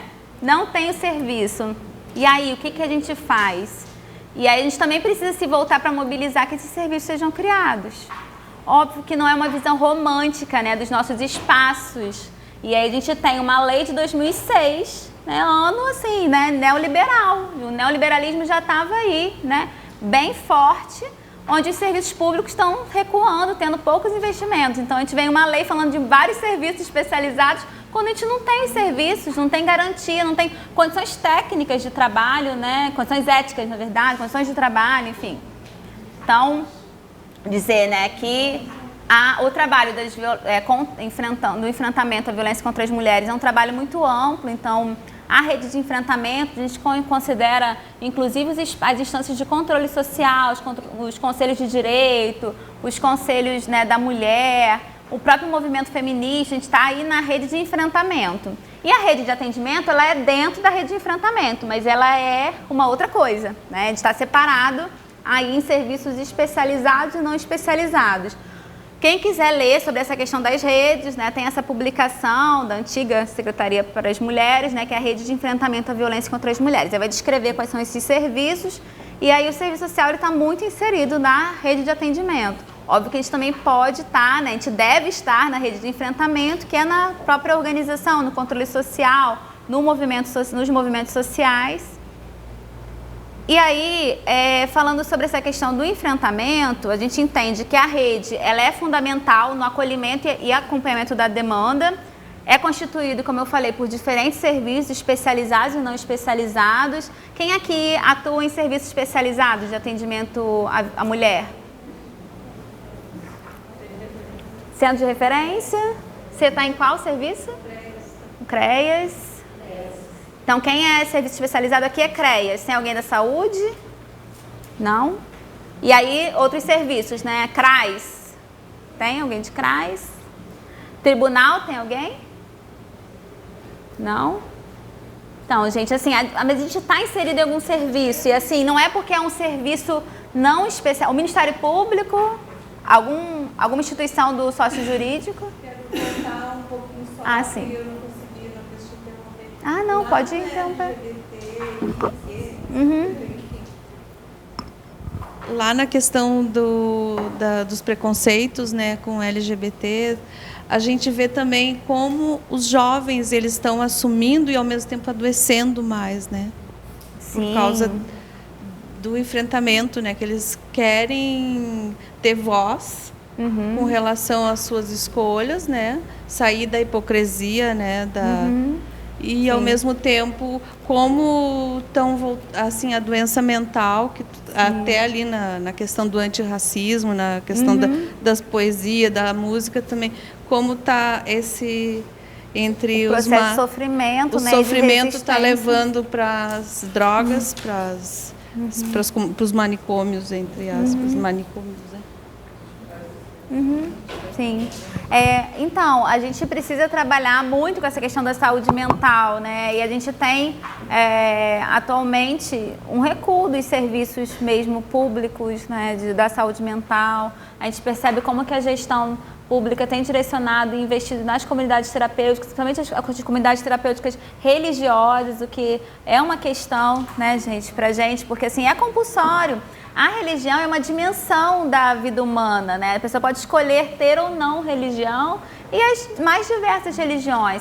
Agora, quando isso se torna compulsório e quando isso se torna a única alternativa, né? Eu estava atendendo uma mulher esses dias e ela vivencia, né, ela faz um uso abusivo de álcool, né, há muitos anos e enfrenta, né, essa questão de saúde.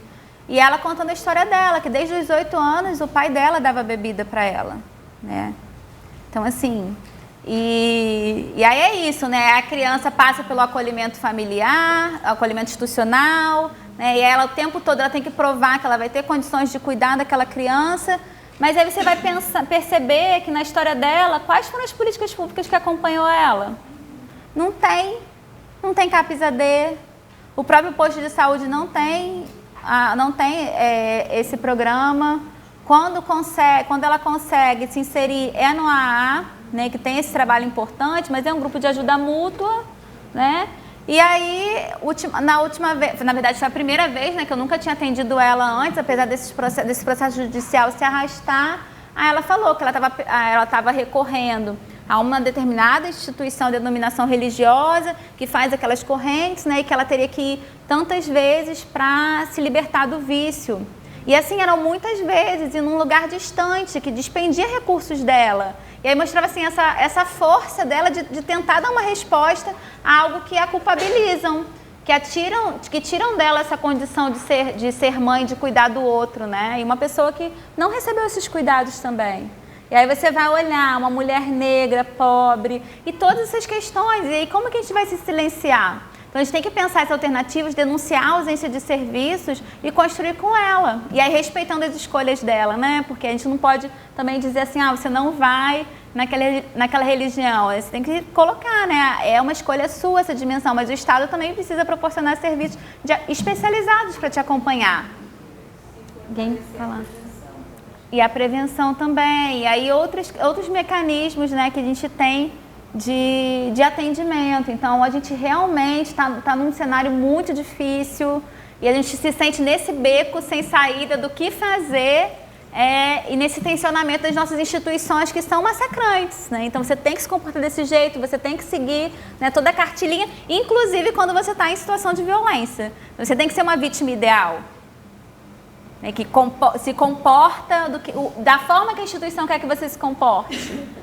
Então, isso também, há uma desvalorização da palavra da mulher, dependendo de que mulher é essa.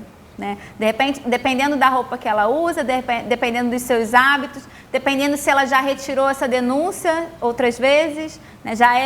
Ela já é vista de outra forma pelas instituições. Então, tudo isso, né, a gente precisa pensar. Então, assim, falando bem rapidamente, né, a gente tem a rede de serviços não especializados e especializados, mas é importante a gente entender essa rede de forma ampliada. Então, assim, a violência contra a mulher não é uma questão somente de segurança pública e de criação de patrulhas, de prisões, de delegacias. A gente precisa muito mais daquela palavrinha que a gente viu lá na Lei Maria da Penha. Não só a prevenção. A prevenção a gente está falando bastante aqui, mas a assistência a essas mulheres.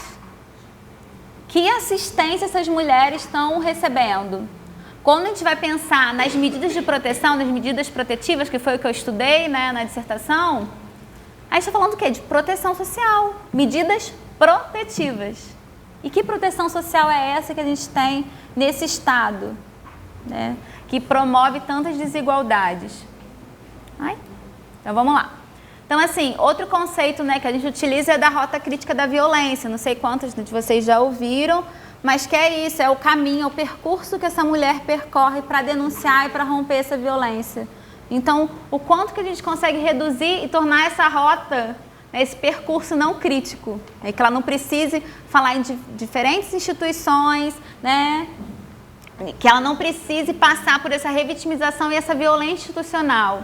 Então, quais são as portas de entrada? Algo que é muito curioso para mim é como que, assim, a delegacia tem sido a principal porta de entrada para a denúncia da violência.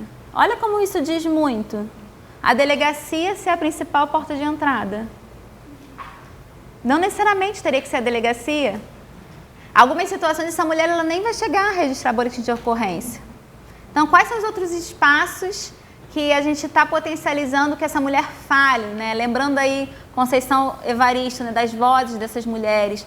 Quais são os outros espaços? A unidade de saúde é super importante. Quais são esses grupos que a gente consegue fazer na unidade de saúde? A gente tem discutido, a gente tem conversado sobre violência, não só sobre violência, sobre diversos aspectos, que nós mulheres somos múltiplas, temos diferentes dimensões da nossa vida para a gente trocar e se fortalecer, né? Mas de como que a gente precisa pensar nas outras portas de entrada também. Óbvio que a delegacia foi uma conquista, a delegacia especializada de atendimento à mulher, né? Então precisa de capacitação continuada, precisa de equipe técnica também, mas a gente precisa dos outros espaços, dos outros mecanismos, de outras portas de entrada e que essa rota não seja tão crítica como é hoje, né? Que gera muito desgaste e às vezes a própria desistência de continuar o acompanhamento ou a denúncia. E aí destacando também essa questão dos processos judiciais, né? Como que esse tempo do processo não é o tempo da vida. E aí falando da judicialização como um todo, né? Das diversas judicializações que a gente tem. E aí entrando rapidamente, estamos com um horário já mais avançado, da importância de a gente ter essa perspectiva histórico-crítica do direito. Então, o Instituto de Pesquisa Data Senado fez uma pesquisa de opinião, né, sobre a Lei Maria da Penha, e aí mostra, porque assim, todo mundo, ou a maioria das pessoas, a gente pode falar todo mundo, né, já ouviu falar da Lei Maria da Penha, mas a população conhece pouco a lei. Então, ela sabe que a lei existe, mas ela não sabe quais são os mecanismos, como utilizar a lei. Então, a gente precisa também fazer esse trabalho de orientação, né, dizer que lei é essa. Sem romantizar, sem dizer essa lei é perfeita, é ideal, né, com todas as contradições, mas informar, até para que a mulher, né, possa entender o que ela vai enfrentar, dependendo de qual escolha que ela fizer, das alternativas que ela tem, né, o que isso gera de consequência. Então, assim, o direito, aí essa é uma discussão, né, longa que a gente vai fazer do direito, que direito é esse, né, um direito vinculado a um Estado, né, e com todos os seus tensionamentos, mas dizer que a gente precisa enfrentar essa visão evolucionista, que eu falei um pouco, dizer que assim, sempre vai, né, evoluir, sempre vai ser para melhor. Essa visão salvacionista, de achar que é pelo direito, né, entrou com o processo judicial, tudo vai ser garantido, né? E também idealista, né? A gente lembra que eu falei da nossa perspectiva materialista, histórica e dialética, a gente é materialista, está falando da realidade concreta. Existe um abismo entre o direito formal, né, e como as pessoas vivem. Então, nossa Constituição vai falar que todos são iguais perante a lei. Isso não é uma verdade. Então, assim, a gente tem esse abismo, né? O Mauriazi tem uma frase que eu gosto muito, que ele vai falar: os iguais perante a lei ainda se reproduzem desigualmente. Então, assim, né, como que a gente tem esse abismo entre o que formalmente é colocado e como que as pessoas vivem concretamente. Então, as pessoas não têm todo mundo direito à saúde, habitação, né, nada disso. E não vai ter. Nessa sociedade não vai ter, porque é uma sociedade fundada na desigualdade. E o direito vai legitimar e principalmente vai proteger o quê? A propriedade privada. Né, ele existe para isso. As outras questões são tensionadas, advém de muita luta. E aí, sobre a judicialização da violência, trouxe assim, bem rapidinho, essas breves contribuições. Então, a criminologia crítica e a criminologia feminista, elas têm algumas tensões e alguns pontos de confluência, mas acho que a gente precisa conhecer um pouco. Eu trouxe algumas referências para depois vocês estudarem, e quem quiser, né, se dedicar a esse debate. Mas, antes disso, eu trouxe essa citação da Flora Tristan, que é uma das nossas referências aí, né? Em 1844, a Flora já estava fazendo agitação e falando dos direitos da mulher. E aí, nesse livro, União Operária, ela vai dizer, né? A mulher é a metade da humanidade. Foi colocada fora da igreja, fora da lei, fora da sociedade. Para ela, nada de funções na igreja, nada de representação diante da lei, nada de funções no Estado. Então, dizer assim, que nessa perspectiva histórica a gente foi construindo espaços de participação, mas como esses espaços ainda são fundados no patriarcado, no racismo e na desigualdade de classe. São espaços extremamente elitizados. Extremamente elitizados. As pessoas não podem entrar com qualquer roupa nas nossas instituições. As palavras nos processos judiciais não são qualquer palavra. Às vezes a gente não consegue entender e a gente tem nível superior. Então, o quanto isso é grave, porque isso é uma relação de poder instituída, né?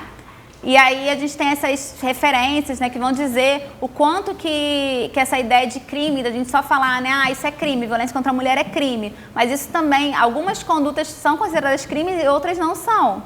E até as que são consideradas crimes, dependendo do sujeito que comete aquele crime, a decisão vai ser outra, né? Vide aí a questão das drogas, né? O debate da guerra às drogas, né? Que é uma guerra contra determinadas pessoas e sujeitos, né? Então, a gente tem aí pessoas sendo presas na qualidade de usuário e aí helicópteros, né, de coca e, né, acontecendo tudo isso que a gente está vendo. Então, assim, o quanto que esse direito ele é desigual, ele é feito para legitimar essa desigualdade, né? Então, a gente tem várias autoras, né, Angela Davis e aí diversas outras que vão discutir essa criminologia. Então, aí chegando, a gente está falando de serviço social o tempo inteiro, mas assim, para a gente fazer essa síntese de forma, né, mais fixa, para a gente estar conversando, né?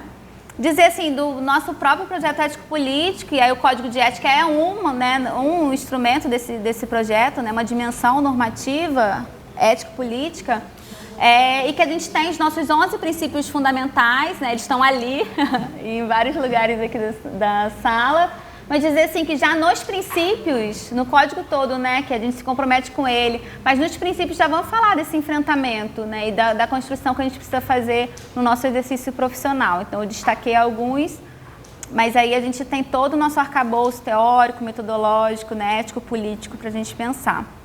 Então, o serviço social, a nossa pauta, ela vai se aproximar e se identificar com a pauta dos movimentos das mulheres, do movimento feminista, né?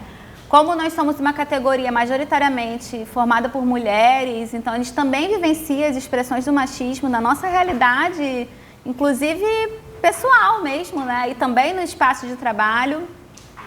E a gente também vai atender as mulheres, e aí não precisa ser só na vara especializada de violência, só no CREA e só na instituição de acolhimento para as mulheres, né? A gente, nos diversos serviços, a gente vai estar lidando com isso, com essa questão, e que a gente precisa o tempo todo fazer essa interface entre as instituições que a gente está e quais são as questões ali, né? Acho isso bem interessante a gente pensar que quando a gente está atendendo as mulheres em situação de violência, a gente tem que tanto pensar nas condições dela de vida, de trabalho, de existência, de autonomia, quanto nas condições de quem atende essas mulheres.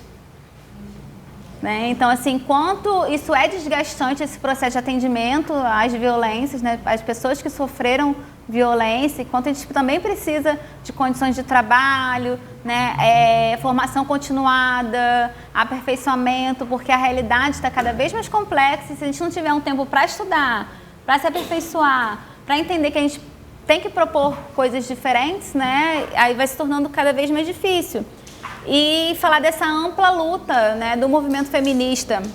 Então, dessa luta que a gente colocou, né, a questão das delegacias, dos centros de referência, mas também a luta por creche, a luta por habitação, quanto nossa luta é muito, né, muito mais ampliada.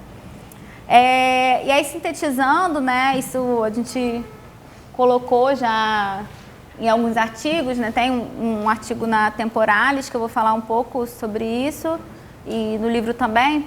Mas dizer assim que a violência, isso é um discurso muito presente somente no feminismo liberal, tá? A violência atinge todas as mulheres.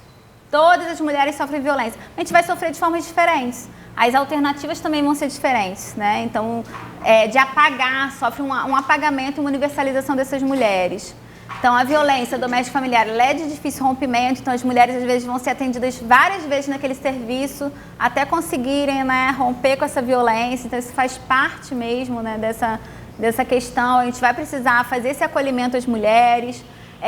A permanência nos relacionamentos não é só decorrente de dependência econômica. Se a gente olhar para as nossas famílias majoritariamente são as mulheres que são as provedoras, que trabalham, que sustentam os filhos e tal. E não é só a dependência econômica, também ela está presente, mas são outras dependências, né, que a gente precisa promover essa autonomia. Esse é um grande fator para as mulheres pobres, né, as que têm filhos, e aí isso pesa bastante. O rompimento da violência via o sistema penal não é indolor, gera angústias e expectativas, então assim, trabalhar, né, com essa mulher, como que funciona o processo, uma pergunta que quase nunca é feita, mas vem nos boletins de ocorrência, se ela deseja ou não representar criminalmente. Muitas mulheres não querem representar criminalmente, elas querem uma medida de proteção. E aí, quando isso vai para o judiciário sem uma representação criminal, ou seja, não vai gerar um inquérito, geralmente a palavra dela é deslegitimada. Então não aconteceu. Ou então, ela não vai querer, ela vai voltar atrás, ela não quer romper com a violência. Então a gente vivencia isso, né? E a mulher, por muitas vezes, é questionada ou prosseguir com a denúncia, né? E precisa comprovar o que vivenciou, como se comprova, né, uma violência psicológica e tantas outras coisas, né? Enfim. Diante disso, a gente tem vivenciado também, aí você falou, né, a piora das condições de vida e sobrevivência da população, né? E dessa forma geral, um sofrimento mental, serviços precarizados e respostas conservadoras a essas situações. A gente, quando foi estudar as medidas de proteção, conceituamos, né, o que seriam essas decisões de contenção, o que seriam as decisões de assistência, o que seriam as decisões de prevenção. Então, se a gente tem as medidas protetivas, né, que essas mulheres requisitam, o que está sendo dado a essas mulheres? Qual a proteção que está sendo oferecida? Então, essa que foi a minha discussão na dissertação de mestrado. Então, aí eu vou dizer o que são essas medidas, né, e aí vou percebendo que por mais que a gente tenha esse arcabouço amplo do que seriam essas decisões, o que tem sido oferecido são as mais imediatistas, que não demandam investimento, que é o quê? São medidas que vão restringir os direitos dos homens e não promover o direito das mulheres. Então, olha o giro que a gente precisa fazer. Não que esse homem ele não vai ser responsabilizado, mas assim, essa mulher, ela está recebendo assistência, ela está tendo acesso a direitos, como que isso tem sido feito e o que a gente tem sugerido. Essa que é a questão. A gente tem olhado também essa legislação e todas as outras de forma ampliada? Ou a gente só está sugerindo, ou trabalhando essa perspectiva do afastamento do lar, da proibição de contato, ou a gente também está trabalhando essa perspectiva ampliada de prevenção e assistência às mulheres? Então, a importância da intencionalidade da nossa atuação, o que a gente vai propor, né? Cada perspectiva tem um desafio, mas assim, pensando a assistência à mulher, a importância de fortalecer as políticas públicas nesse cenário ultraliberal, de entender essa mulher enquanto sujeito e protagonista da sua história. Então, a gente não construir por elas, porque a gente está objetificando de novo, essa mulher de novo sendo silenciada. Então, construir com ela quais são as alternativas, o que a gente pode propor aqui junto, né? Prevenir. Então, dependendo do serviço que a gente tem, né, que a gente está inserido, a priori a gente, mas isso aqui não é um serviço de prevenção, não é um serviço reflexivo, enfim. Mas como que a gente consegue, numa perspectiva intersetorial, trazer essa dimensão histórica da violência, né, da subjugação das mulheres, desnaturalizar e também combater de forma estrutural, né, esse sistema.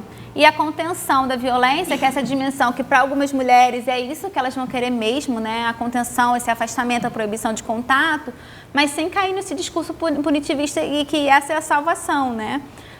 E dessa confiança nos aparatos repressivos que também podem gerar diversas violências institucionais.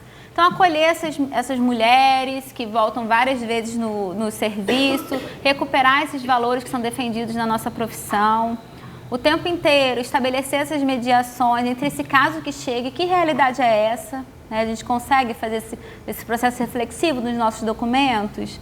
E aí eu acho isso muito importante, entender o que ela espera do serviço. A gente pergunta para essa mulher o que ela espera, quais são as expectativas dela quando ela chega lá, o que ela quer do serviço, porque às vezes isso já está dado para a gente. Ela veio aqui para isso. E a gente já vai, orienta, já encaminha, já faz aquele, né, o que está preparado, e a gente não ouve novamente essa mulher. Então, entender o que ela espera e construir com ela quais seriam as alternativas, né? Isso é bem importante também, que é essa questão de decodificar a legislação. A legislação não é a salvação, como eu falei, a violência contra a mulher não é uma questão jurídica, mas essa mulher precisa entender que lei é essa que ela está acionando, né? E que direito é esse. Então, assim, lê mesmo o boletim de ocorrência, ver se é isso que ela falou, né? Se foi mais uma violência institucional que ela sofreu e qual é a forma de acessar.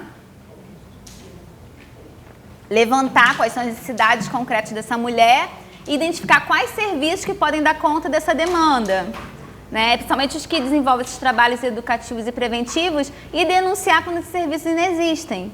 Então, por mais que às vezes eu faça um parecer dizendo, né, olha, essa mulher, são essas questões, são essas necessidades, eu preciso encaminhar para tais serviços e não tem aqui no município. Isso precisa estar presente. Isso precisa estar presente nos nossos documentos, a gente precisa registrar, né? E o impacto disso, né, na vida das mulheres. Então, isso está acabando o meu tempo, né? Mas dizer, assim, espero ter contribuído um pouquinho, né, nesse processo de reflexão. Vou deixar também a apresentação à disposição, né? Já encaminhei aqui para o CRES, depois, né, vocês podem solicitar. E dizer da importância do serviço social fortalecer nessa perspectiva ampliada, de considerar essas mulheres enquanto sujeitos e também de fortalecer essa auto-organização, né? A gente enquanto profissional não é movimento social, a gente pode integrar, né, compor e fortalecer os movimentos sociais, mas identificar no território como que essas mulheres se organizam, quais são os espaços coletivos que têm.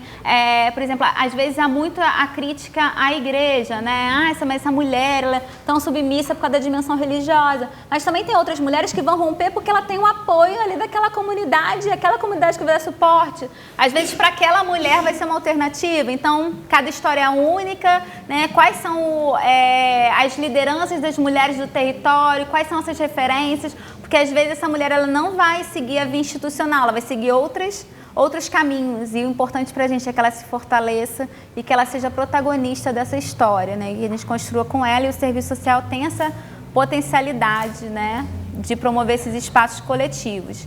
Então, vou encerrar aqui, né, com a Angela Davis, que ela vai falar: quando alguém se compromete com a luta, deve ser pela vida inteira. Então, o serviço social, a gente tem essa tarefa histórica, né, de estar enfrentando essas opressões e a exploração dessa sociedade e estar construindo alternativas a ela, né? Então, espero que eu tenha contribuído. Ao final aqui, eu coloquei algumas sugestões de vídeos, de músicas que dá para trabalhar, alguns sites que também têm artigos, matérias, né? Alguns são maiores, outros menores, aí vocês vão avaliando de acordo com o objetivo, né, do grupo, ou da atividade, da tarefa. E vai ficar à disposição. Deixa eu ver se tem mais algum. Então, agradecer novamente, aí está meu e-mail, que me coloco à disposição que vocês precisarem. E aí, novamente, uma tirinha, né, da Mafalda, que ela vai dizer, um rapaz, né, chega, bate na porta dela e pergunta: bom dia, menina, o chefe da família está? Aí ela coloca: nesta família não há chefes, nós somos uma cooperativa. Aí ele: nossa, naquele curso não ensinavam todas as respostas. Então, muitas vezes, a gente não tem todas as respostas, não nos ensinam todas as respostas. Então, que coletivamente a gente consiga construir essas respostas, essas alternativas, ampliar a liberdade, né, das mulheres e de toda a população. Então, é isso, gente. Obrigada. Até uma próxima.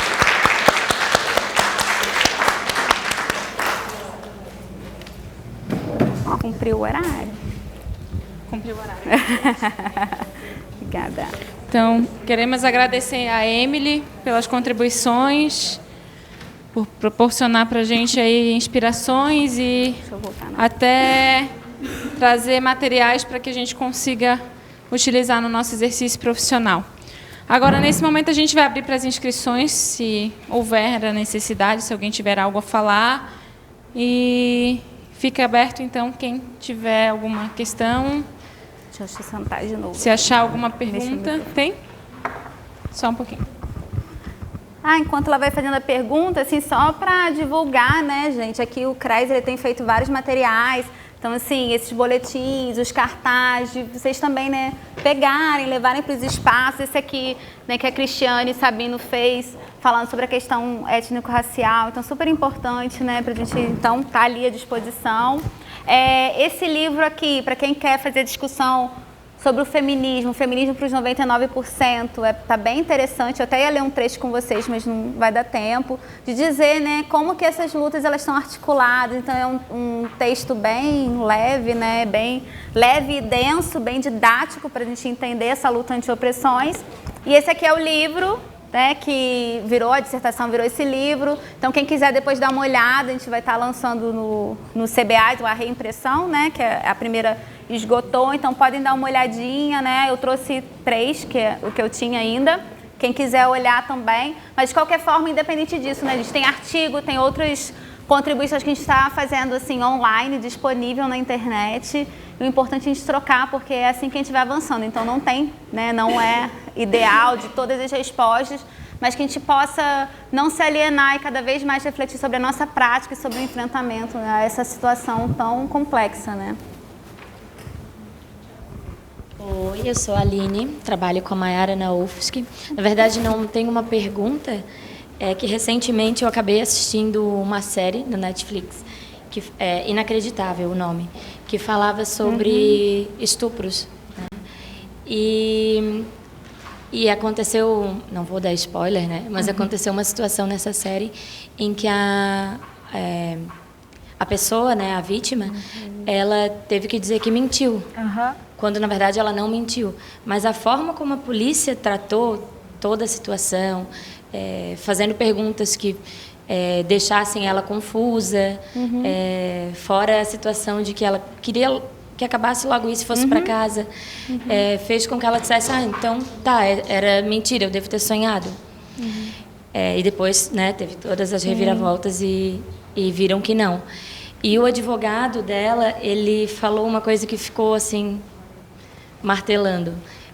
Ele falou: por que quando é um caso de roubo ou qualquer outro crime mais simples, as pessoas não ficam te deixando confuso, não ficam fazendo, te questionando para te desmentir de alguma forma? E por que na violência contra a mulher, por que no estupro, você tem que provar o tempo todo de que aquilo é verdade?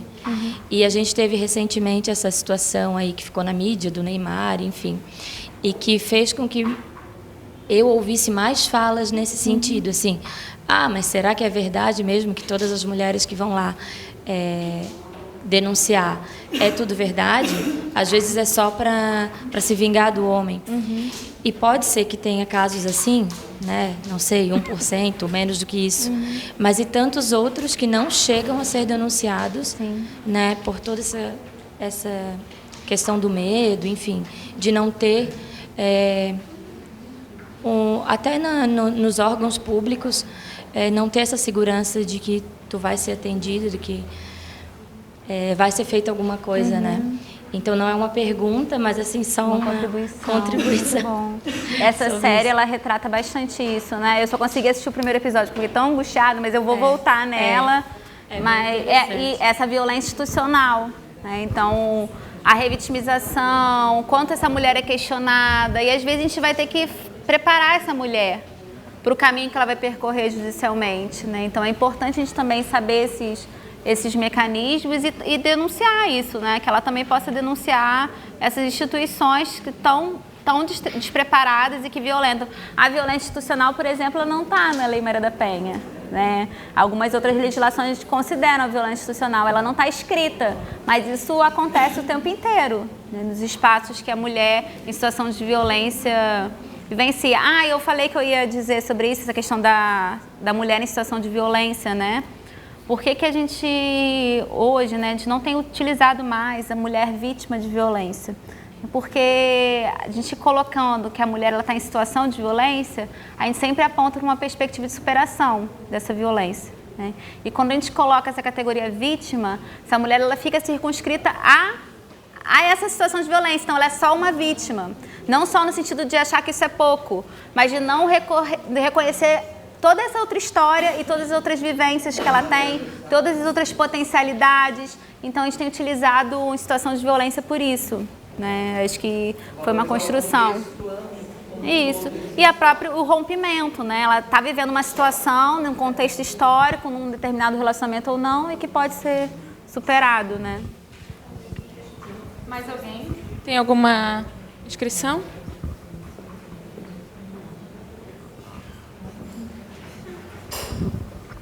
A colega estava falando de violência institucional no âmbito da delegacia de polícia, no âmbito do judiciário, mas da gente se perceber também nos espaços institucionais que nós atuamos, que muitas vezes perpetramos essa violência também, reproduzindo a situação de violência que essa mulher se encontrava em casa, né? Eu trabalho no PAEF, no CREAS, e atendo uma situação que veio para a gente por violência sexual da adolescente, mas a gente só conseguiu acessar a família quando uma situação de violência doméstica que já é crônica, né, mas alcançou o ápice, e essa mãe conseguiu, nesse momento agora, né, fazer esse movimento para a saída dessa situação de violência, e está acolhida na casa de passagem. E quando ela vem para os atendimentos conosco no PAEF, ela relata muito do modo que ela é abordada pelos educadores sociais, um controle excessivo, sob a justificativa de uma segurança, porque o local é claro, né, ele não pode ser divulgado, até porque o agressor não apareça lá e tudo mais, mas que muitas vezes ela diz assim, eles pensam, porque eu passava isso na minha casa, eles podem se reportar a mim como bem quiserem. Isso. Então, isso me impactou bastante, já trabalho há anos com violência, mas como a gente reproduz também, muitas vezes, no espaço institucional, aquela violência que o usuário é submetido em casa, né? Estarmos atentos a isso, porque a gente sempre reporta ao judiciário, à delegacia de polícia, a gente não vê enquanto no serviço de proteção também. Isso, isso. Muito boa essa contribuição, e acho que é isso que a gente precisa o tempo todo refletir. Será que eu também não estou sendo um agente de reproduzir essa violência institucional? Porque a gente sempre fala do outro, né? De outras profissões, de outros mecanismos, e a gente está nesses espaços institucionais também. Então, por isso que eu comecei, né, com aquele trecho de como que a gente pode ser essa contramola que resiste. Porque a instituição ela é perversa, ela é violenta, ela é discriminatória mesmo, né? Mas como que a gente consegue tensionar e tornar esse espaço mais acolhedor e mais construtivo com essa mulher? Muito importante que você coloca, as mulheres em situação de violência, muitas vezes elas são tuteladas, né? Elas são consideradas incapazes. E aí a gente acha que elas não conseguem construir essa alternativa, e a gente tem que construir para elas, né? A gente tem que dar esse protocolo, a gente tem que falar passo a passo o que ela vai fazer. Óbvio que essa mulher pode estar extremamente fragilizada, né? E a gente vai precisar realmente fazer um acompanhamento mais de perto, para que ela se sinta segura, para que ela se sinta apoiada, né? Tenha uma decisão apoiada. mas ela nunca pode ser retirada dessa condição de sujeito, porque é isso que o patriarcado faz. Né? Então, a gente não pode reproduzir isso. Então, ela tem que ser a protagonista dessa estratégia, dessa história, né? Mais alguma contribuição? Não? Perguntas? Não? Podemos encerrar? Eu vou convidar agora a Miriam, presidente do CRES Santa Catarina, para fazer o encerramento. Não?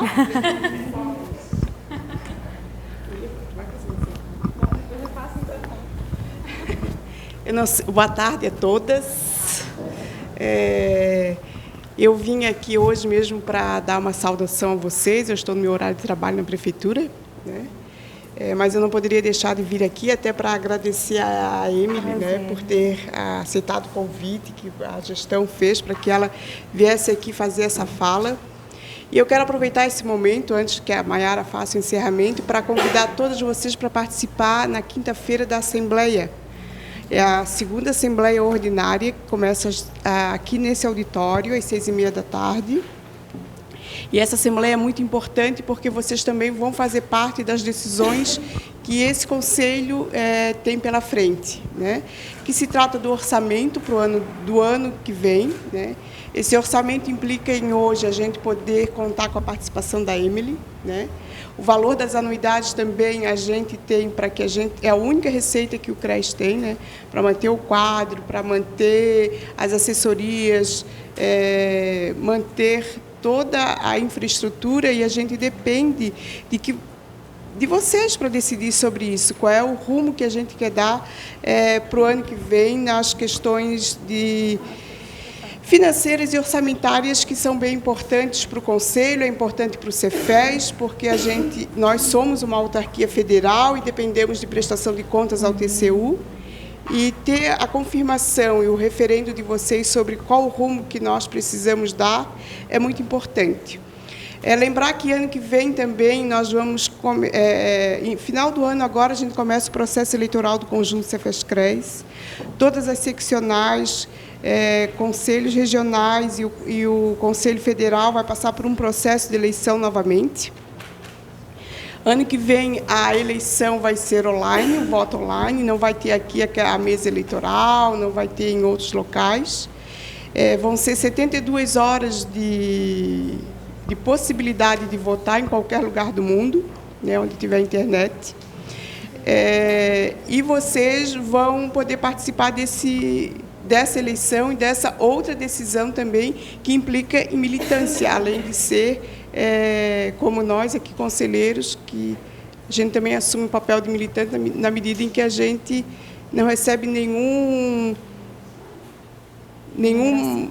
valor financeiro para estar aqui, né?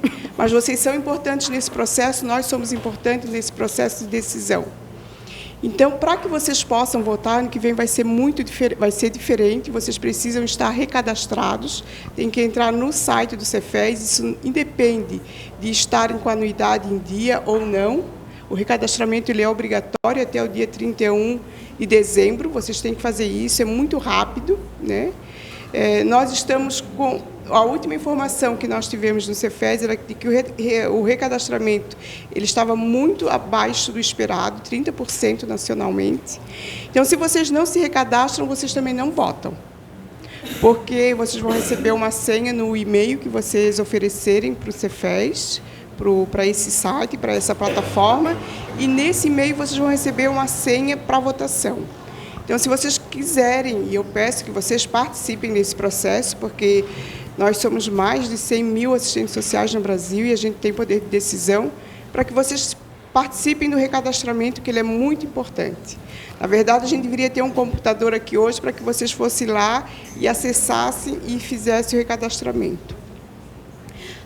Na Assembleia, que também vai acontecer, na mesma Assembleia, dia 24, nós vamos eleger a Comissão Eleitoral Regional, são 5 assistentes sociais de base, 3 titulares e 2 suplentes, para reger todo o processo eleitoral, que vai ser mais simples, né?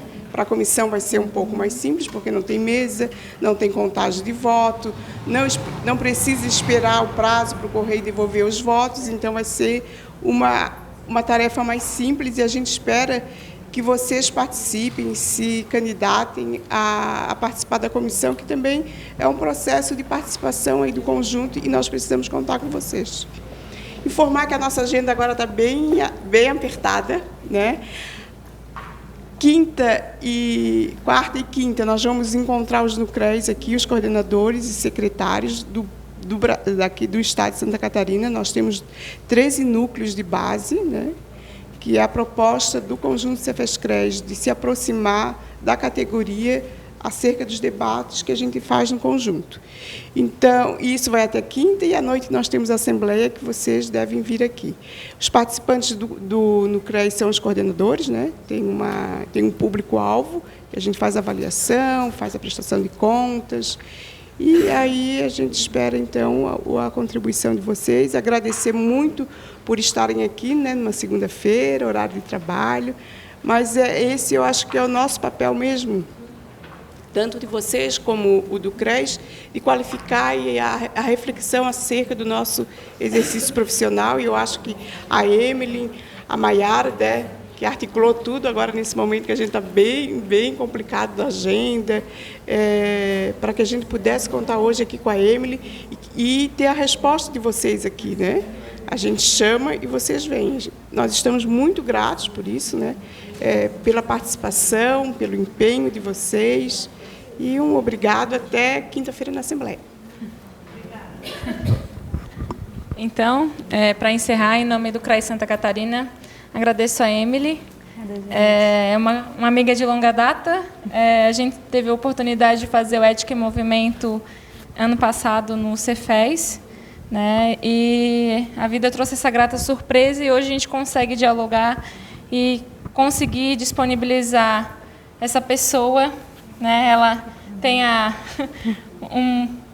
um grande histórico dentro da categoria, um debate, vai ter algumas surpresas também semana que vem lá no CBAS, né? A gente também espera poder encontrar vocês por lá. Agradeço a todas vocês presentes que se disponibilizaram, que, como disse a Miriam, a gente vem ao longo da gestão tentando cada vez mais fazer essa aproximação com a categoria, conseguir entender os debates que são mais essenciais e conseguir também fazer com que o conjunto Cefes-CRES seja compreendido e que nós sejamos um único, né, projeto. Então, em nome da Comissão Ampliada de Ética e Direitos Humanos, agradeço a presença de todas vocês.